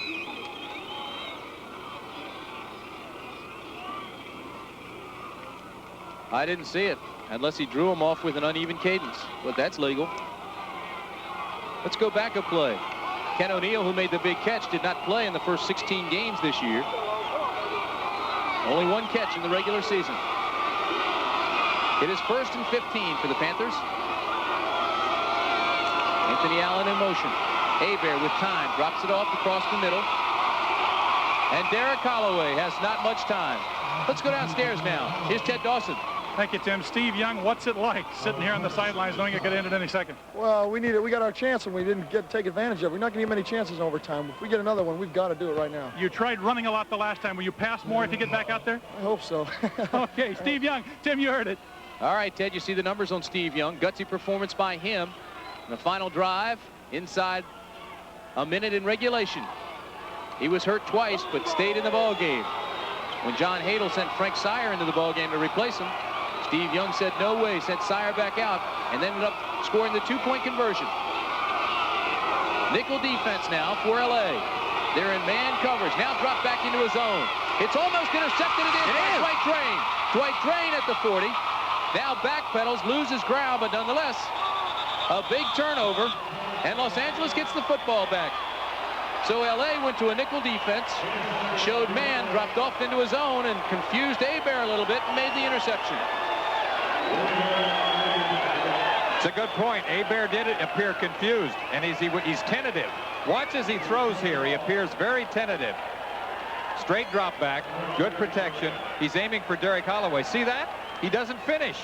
He doesn't finish with his delivery. And as a result, the ball is thrown softly toward Ken O'Neal, and Holloway is intercepted by Dwight Drain. Drain makes a mistake here, though, in backpedaling. Hebert forced it into coverage. There were 4 white jerseys. So as Steve Young said, if we get another second chance, we've got to push it in. 3 minutes, 32 seconds. Drain down. Looks like a muscle cramp. It's a warm day in Los Angeles. Temperature in the upper 80s. Little swing pass overthrown. Looked like Kevin Nelson. Didn't know whether to go for it or not. Dwight Drain's in pain. As I said, usually you feel it's some type of a muscle cramp, which can be very, very painful. Let's see if we can get an update on that. That's right. Let's go down to Ted Dawson. Ted? Thank you very much. I'm standing right next to Dwight Drain, who just made that interception. He's got a very bad cramp in his left leg. The trainers are working on him right now. It's not serious. It is just a cramp. But he is very, very overheated, and that's what they're worried about right now. 2nd and 10 for the offense. Malcolm Moore to the bottom of the screen. JoJo Townsend on the top. This is Tony Bodie in motion. Nelson is the lone setback. Young to throw, has time, and has a completion. Malcolm Moore up close to a first down. Depends where they mark it.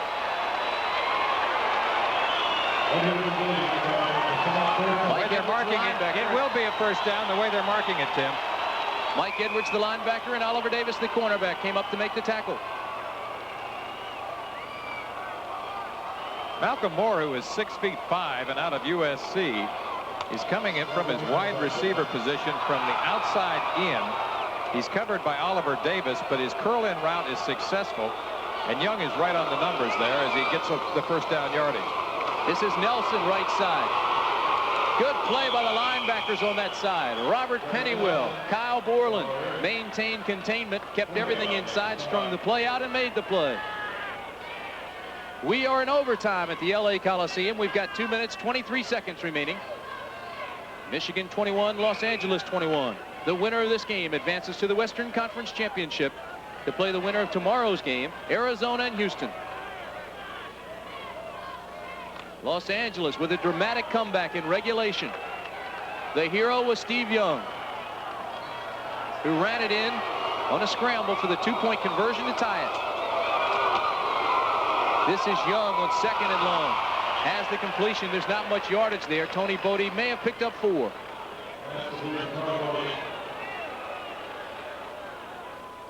Tony Bodie, the H-back, who has also played running back, starts to his right, motion back to his left. Now he's going to come on a slide-out pattern. Steve Young sprints to his left and then throws to Bodie before he's brought down along the sidelines. Bodie, of course, was the hero opening day last year when he got 77 yards to upstage Herschel Walker. It is 3rd down and 8. Los Angeles converts on 3rd down 40% of the time. They have not been sharp here today on 3rd downs. Young from the shotgun drills it across the middle, and it's incomplete, intended for Malcolm Moore. Looked like Moore stumbled just before the ball got there. And not a well-thrown ball by Steve Young, but he was under a lot of pressure. Let's watch the pressure on Steve Young. Shotgun, straight drop back. Number 79, Larry Bethea, is coming around along with John Corker, number 57. Makes Young throw in a hurry. So Partridge comes on to punt. Los Angeles now 3 of 11 on 3rd down conversions. The 2 deep men, Walter Broughton and Anthony Allen. We've got 1 minute, 10 seconds remaining in the first overtime period. Partridge going for the corner. High spiraling punt. Will he get it? No, it goes into the end zone. They'll rule it a touchback. So they bring it out to the 20-yard line. It was a 49-yard punt. It missed by inches, and Michigan will have the ball when we come back. It's been a back alley brawl. That time remaining, 1:02, is in the overtime period. 21 for Michigan, 21 for Los Angeles. The first playoff game ever for LA. For Michigan, well, the Panthers are the defending USFL champion. Bobby Hebert, 13 of 27 for 201 yards. He did have a pass interception his last time out. This is John Williams. Breaks a tackle, but Howard Carson comes over, strings it out, and runs him out of bounds. John Williams has been the workhorse. Well, he had 161 yards last week as we look at John Hadel talking to Steve Young along the sidelines. That was his 2nd best effort ever. He had a 165-yard effort. Turnovers 3 apiece today, Tim, but the difference is that Michigan has converted twice, turned those turnovers into touchdowns. Los Angeles has yet to do that. I like that Hadel-Young picture. The old and the young. John Hadel, 44 years old. Pun intended. Probably feels older than that today, doesn't he? Trying to advance for the first time ever into the championship game. This is Terry Miller. Terry Miller picks up a couple of more. Up to the 25-yard line. That'll bring up 3rd down and about 4.5. 3rd and a crucial 5 yards now for quarterback Bobby Hebert as he looks to the sidelines, then looks at his wrist, and now he's going to make a decision. I wouldn't be a bit surprised to see him play it fairly close to the vest here with 25 seconds left. They seem intent to let the clock roll and get into another overtime period. There's your time in the bottom right hand of the screen. They mark it at 3rd and 5. Hebert to pass with backside pressure. He doesn't see it coming, and he's going to be sacked. Eddie Meat Cleaver Weaver out of Georgia.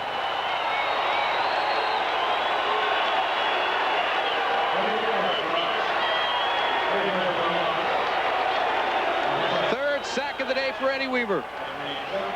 Eddie Meat Cleaver Weaver, who has been effective all afternoon and throughout the season as a sack man and a harasser of quarterbacks, comes up on the blind side there of Bobby Hebert and really crunches him to the ground. Hebert hurt. He's been nagged by a knee injury. They say he may need knee surgery when the season is concluded. He's obviously in pain here. He told Ted Dawson earlier in this ball game that his knee was locking up on him, and it kept getting worse. You know, when you look at that replay, he was awfully lucky to hold on to the football. He had it away from his body. When the knee locks, that means cartilage. Weaver could have stripped him.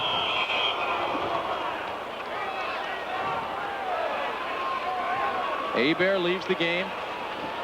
13 of 27, 201 yards. And that'll be it for the overtime. This is now the longest game in USFL history. Michigan was involved in the other. It took 14 minutes and 1 second to decide a winner against Houston this year. We're tied 21-21. We'll be back with more sudden death action after a word from our local station. Stay with us.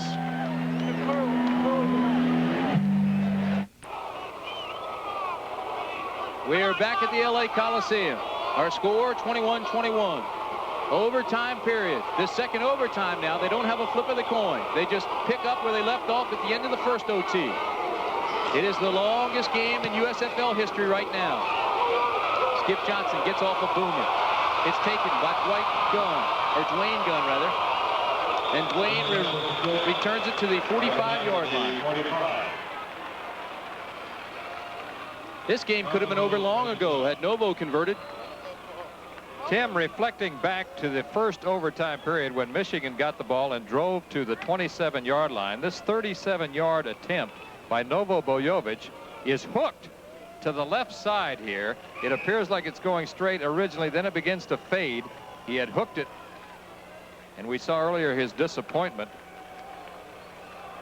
That could have won the game for Michigan in the initial overtime period. Malcolm Moore, JoJo Townsell are your wide receivers. Young scrambles, and he hits Malcolm Moore, who does a little pirouette and goes out of bounds close to a first down. Well, Steve Young's greatest asset has to be his escape dimension. He puts pressure on the corners, which takes the pressure off the wideouts. We mentioned the reaction of Novo Bojovic when he missed the field goal. Whit Taylor gets the ball down successfully. Originally, it looks like he hits it well. Then he sees that he has hooked the ball, and you get that feeling of disappointment. Now he's very frustrated. We talked about how demonstrative and flamboyant he is. Mel Gray, Tony Bodie, the I-backs. The give is to Gray. Picks up two. Mike Edwards, the linebacker, makes the tackle along with John Banaszak. Ted Dawson downstairs now with Novo Bojovic. Novo, we've just shown a couple of times of that hook you just missed, but you said to me that the wind in here played some funny tricks on you. Exactly, Ted. You know, this one is very funny. Last time I had a hard time, the wind, I was judging the wind, and the wind it's opposite way by the goalpost where I'm kicking from. So really, it's tough, and next time I'm just going to have to go straight down the middle and whatever wind take it. You want another chance. You're not worried about it then, huh? Yeah, I hope I get another chance because it's going to be all over. I hope I get another chance. Okay, Tim. Third down, 3.5. Mel Gray punches his way up close to the 45. He'll be, maybe inches shy of the first down. It'll bring up fourth, I believe. Awfully, awfully close. We'll see where they mark it.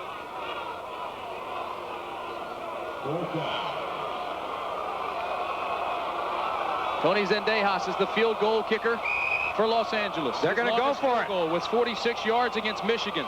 They're going for it, Tim. In college, he had a 56 and a 53-yarder in the first playoff round to beat Idaho State last fall. Michigan, fourth down, or Los Angeles rather, fourth down in inches. Today they're 4 for 4 on fourth down conversions. The give inside, first down, LA. Again, they follow the blocking of Jeff Hart and Mike Durrett.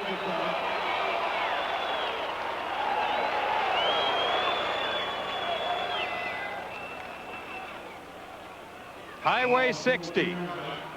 That's the route that Mel Gray, number 30, is taking as he follows number 60, Mike Durrett, his right guard, and number 72, Jeff Hart, his right tackle. Had a long talk with Jeff Hart yesterday and the day before out at the LA Express training camp. 5 years with the Baltimore Colts as a starter. This is his first ever playoff game, though. He said, I just want him to follow me all day long. This is Young, pumps, reloads, throws to JoJo Townsell. Incomplete. Good no call on the interference by Vito McKeever. No flag, and it's a good no call. There shouldn't have been interference. Isolation on JoJo Townsell. Little juke step to the inside, back to the outside on the fade or fly pattern. Vito McKeever step-for-step coverage. I agree with you, Tim. Good no call. although he's got to be careful with that right arm. Is that really a word, no call? Or did we just make it up? Just make it up as you go along. This is a long ball game. This is Mel Gray, right side to the 40-yard line. Los Angeles 5 for 5 on 4th down conversions, including a touchdown to set up the 2-point conversion by Steve Young to win it within a minute of regulation. Both quarterbacks have been dragged from the field and helped off this afternoon. Twice on the final drive of regulation, Steve Young went down. John Hadel sent in Frank Sire, the backup, and Young reached deep down inside. Intestinal fortitude sent Young back, or sent Sire back rather. Stayed in the ball game and ended up the hero thus far. We understand that Bobby Hebert, who was helped off the field with a bad knee, will be back. This is Young on 3rd and long. In trouble. Throws it in the direction of Malcolm Moore, incomplete.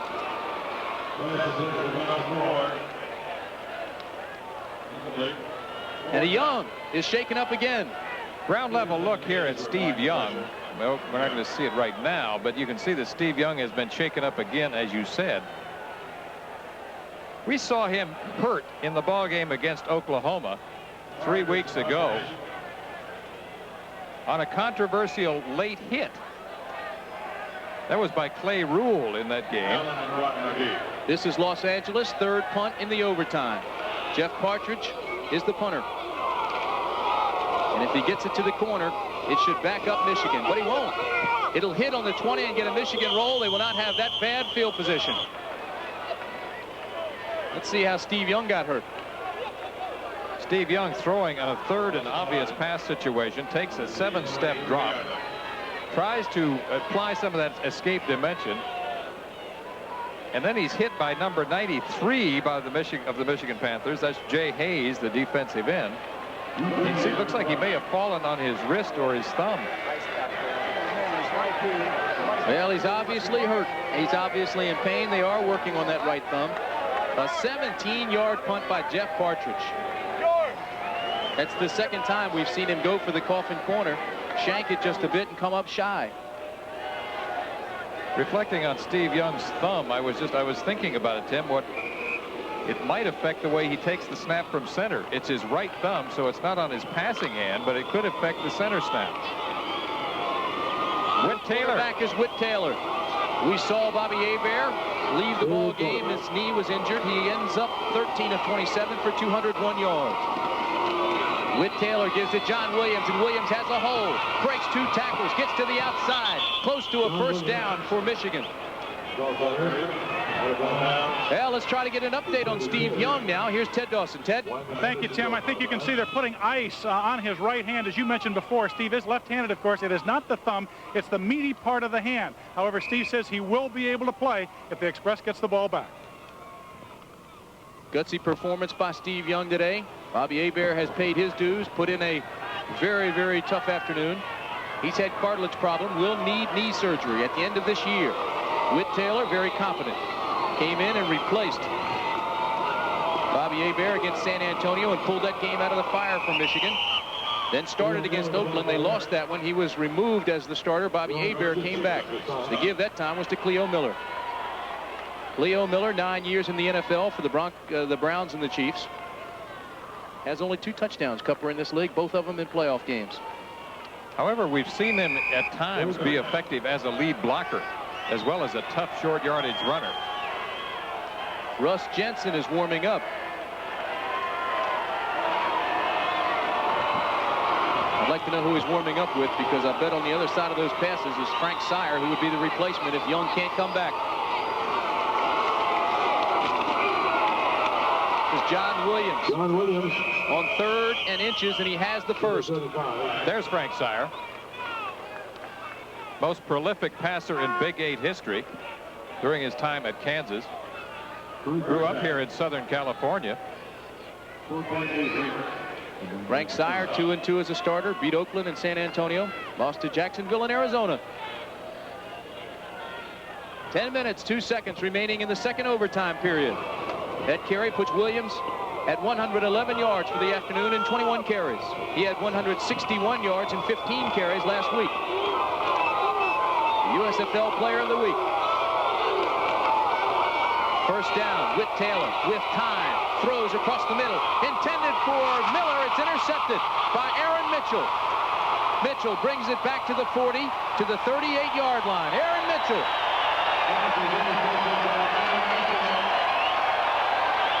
And listen to the crowd.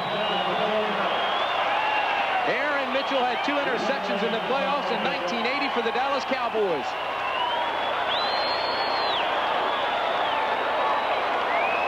Whit Taylor, who has replaced Bobby Hebert in the game after play-action fake, looks left, looks right, now looks down the middle, and he's throwing for Terry Miller, number 43. The ball is tipped by number 54, Howard Carson, then intercepted by Aaron Mitchell, number 34, who runs the ball back into opportune field position for Los Angeles.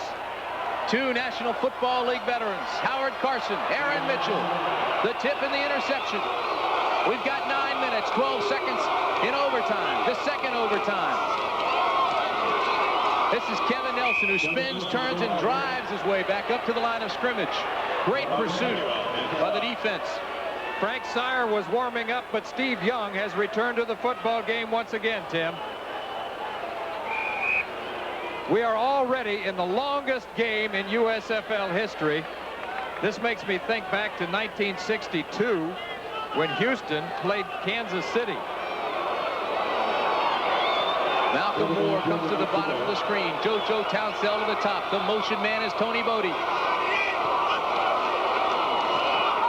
Young on second and long across the middle, incomplete. It was intended to the tight end, Mike Sherrod. But now, all of a sudden, Los Angeles is close to the range of Tony Zendejas, the field goal kicker. It'll bring up a 3rd down and 10. And Los Angeles today a woeful 3 for 13 on 3rd down conversions.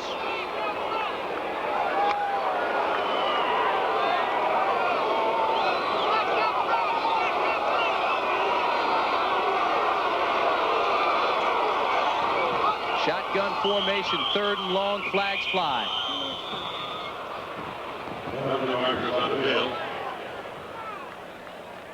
Here's your call. False start on the right guard. 3rd down. Critical mistake. A mental error by the LA Express moves them back.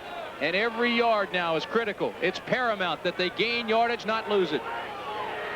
False start on the right side means number 60, Mike Durrett. See that right there? He cheated with his left foot. He tried to get back. He's called for the infraction. That could prove catastrophic. Freddie Scott, Malcolm Moore come to the bottom of the screen. Twin receivers, shotgun formation. Hersey and Townsell, the top of the screen. Pressure on Young. Throws complete to Freddie Scott, the longtime veteran of the National Football League.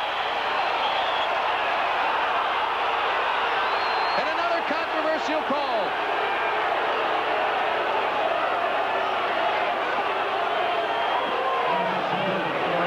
They rule it incomplete.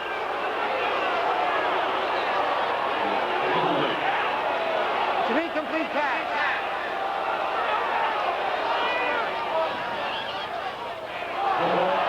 Young looks shocked. So Los Angeles, again, on the wrong end of a controversial call. Pass thrown by Young over the middle, intended for Fred Scott. That's a completion. It appears to be a completion. It appeared that he scooped the ball and then rolled with it. Well, Jeff Partridge now. His 4th punt in overtime. Again, he goes for the corner. This time he drives it toward that corner, but it will go into the end zone for a touchback. A controversial call. Freddie Scott appeared to make the catch. Right now he's with Ted Dawson. Teddy? Thank you, Tim. Fred, we showed the replay. It looked like you made the catch. What did you think? Well, I thought I got up under the ball. You know, if there was any question in anyone's mind, it was only on one of the referees. So it's done. Now the only thing we can do is get back into it, take advantage of whatever opportunity confronts us later. What did the official tell you? you want to say that there's just one guy. In fact, two of the guys were marking it good, and the other guy was just came in from the another angle and said it was no good. That's the story, Tim. At 31 is the oldest player on the team. And appeared to make that catch, ruled incomplete. 7 minutes, 50 seconds remaining in the second overtime. Whit Taylor still the quarterback, Terry Miller the ball carrier. Tim, that is the... Been a tremendously competitive ball game. Hard hitting, for the most part well educated and well executed. Good play by Georgia Chica, who came through cleanly and made the tackle on Terry Miller. 6 minutes, 35 seconds remaining now on the overtime period, the second overtime period in Los Angeles. Whit Taylor on 3rd and 7 throws. It's complete to his tight end, Mike Cobb.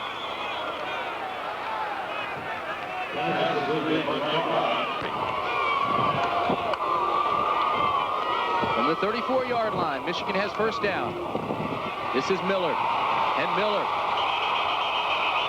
fights his way, but Eddie Weaver out-muscles him. In the secondary. Actually, it's more like a dime look now with 6 defensive backs. Whit Taylor under pressure, throws across the middle. There is a flag. Troy West made the tackle on Anthony Allen. I mean, we get the ball, and we got to score and win this game. I'm getting tired of being out here. Okay, Tim, that's Jeff Hart. Whit Taylor on 2nd and 22, throws long to Holloway, and it's intercepted and dropped. Holloway wants pass interference, but Darrell ball game for Los Angeles. Lee Williams comes in. Dime defensive back, 6 of them. Dime defense. The pass across the middle is caught. Tremendous catch by Anthony Allen. Alonda Smith was there. 23-yard pickup, first down. Panthers. John Williams up to the 48-yard line. You know, Anthony Allen to the bottom of the screen. The top is Derek Holloway. Whit Taylor is now the quarterback. He's replaced Bobby Hebert. Halfback option pass. Ken Lacey throws it up, and it is caught by Derek Holloway. Or is that Derek Holloway? Yes, it is. Time, definitely now, within range of Novo Bijovic. Straight ahead to the 20-yard line, Bobby Hebert. 2nd and 7. Inside give to Williams. Williams is taken. This is 3rd down and 8. Miller, right side. Picks up 3, maybe 4. On its feet. 39 seconds remaining in the second overtime period. It's long enough. It's no good! One, if we get that far. 17 seconds remain.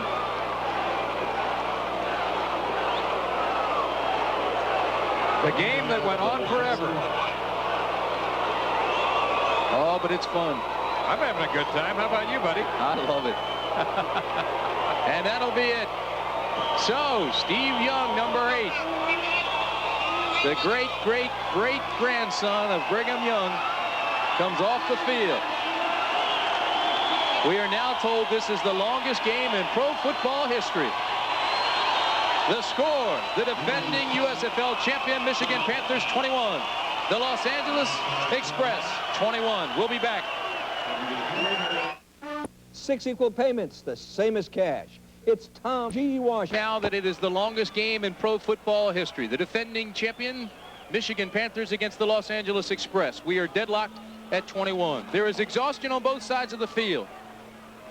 They had difficulty making it off the field after Novo Bijovic missed his 3rd field goal of the day. We have a 3-minute intermission, and we'll pick up right where we left off at the end of the second overtime. Right now, Ted Dawson is with JoJo Townsell. Thank you very much, Tim. JoJo Townsell, how long can you keep going? What's it like? Everybody's kind of tired, but we're happy to be here. And is it tougher on the defense right now? I don't think so. It's tough for both respective teams, offensive and defensive. There's just so much intensity out there, and everybody's legs is dying out that the play isn't maybe as good as it was earlier, but everybody's still out there trying their best, but it's hard to, keep going. Will the Express on this drive come out and throw the ball? Well, we've been trying. We haven't been that successful in the overtime period, but we're still trying to do whatever we can to win this game. Okay, JoJo. Tim?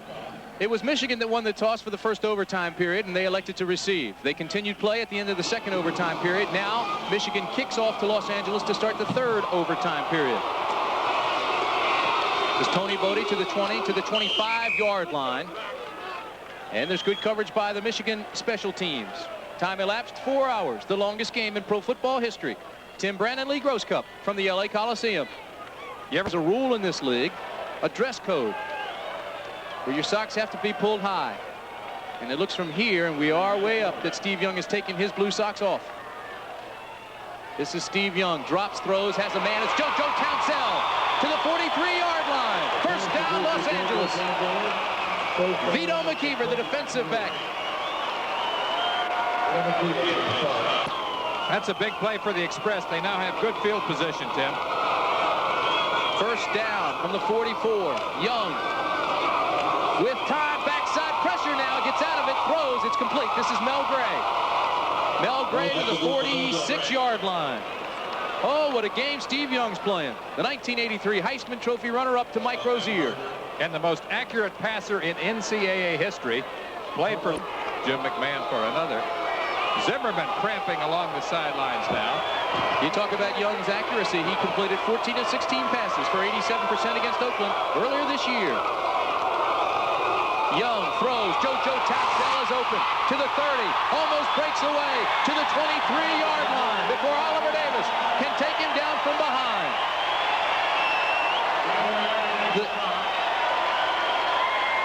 After a short post pattern, he comes with a deep post pattern. JoJo Townsell there is in front of Oliver Davis, number 21. Shakes the tackle, moves upfield for 5 additional yards before he's brought down by number 45, Tom Moriarty. Here it is, deeper post. Goes to 15, makes his cut, beats Oliver Davis, and is brought down by Moriarty. The ebb and flow of emotions. Michigan now feeling the pressure and fatigue. The adrenaline flowing in Los Angeles. The players now seem more pumped up. They've got a bounce in their step. This is first down. The give inside goes Mel Gray to the 24-yard line. Mel Gray, a 4.4 sprinter out of Purdue. And now we have to talk about Tony Zendejas. We are within his range now, Tim. Well within his range. His longest field goal, a 46-yarder against Michigan, May 20th. In college, he had a 56-yarder, a 53-yarder. Earlier today, he made a 32-yarder. That was in the second quarter. Then he made a 34-yarder. That was in the third quarter. Zendejas has 10 straight field goals. He attempted a 50-yarder and a 60-yarder earlier this year against Houston. 11 straight. This is the give inside again to Gray. Gray, side step, outside, 5 to the 3. Touchdown, Los Angeles. It's over. And listen to the crowd.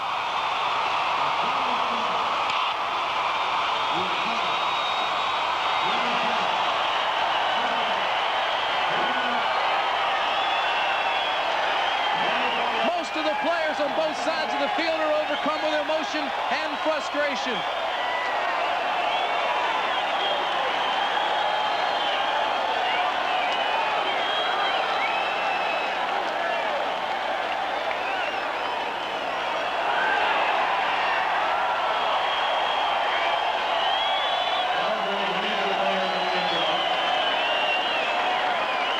Mel Gray is still down, totally exhausted.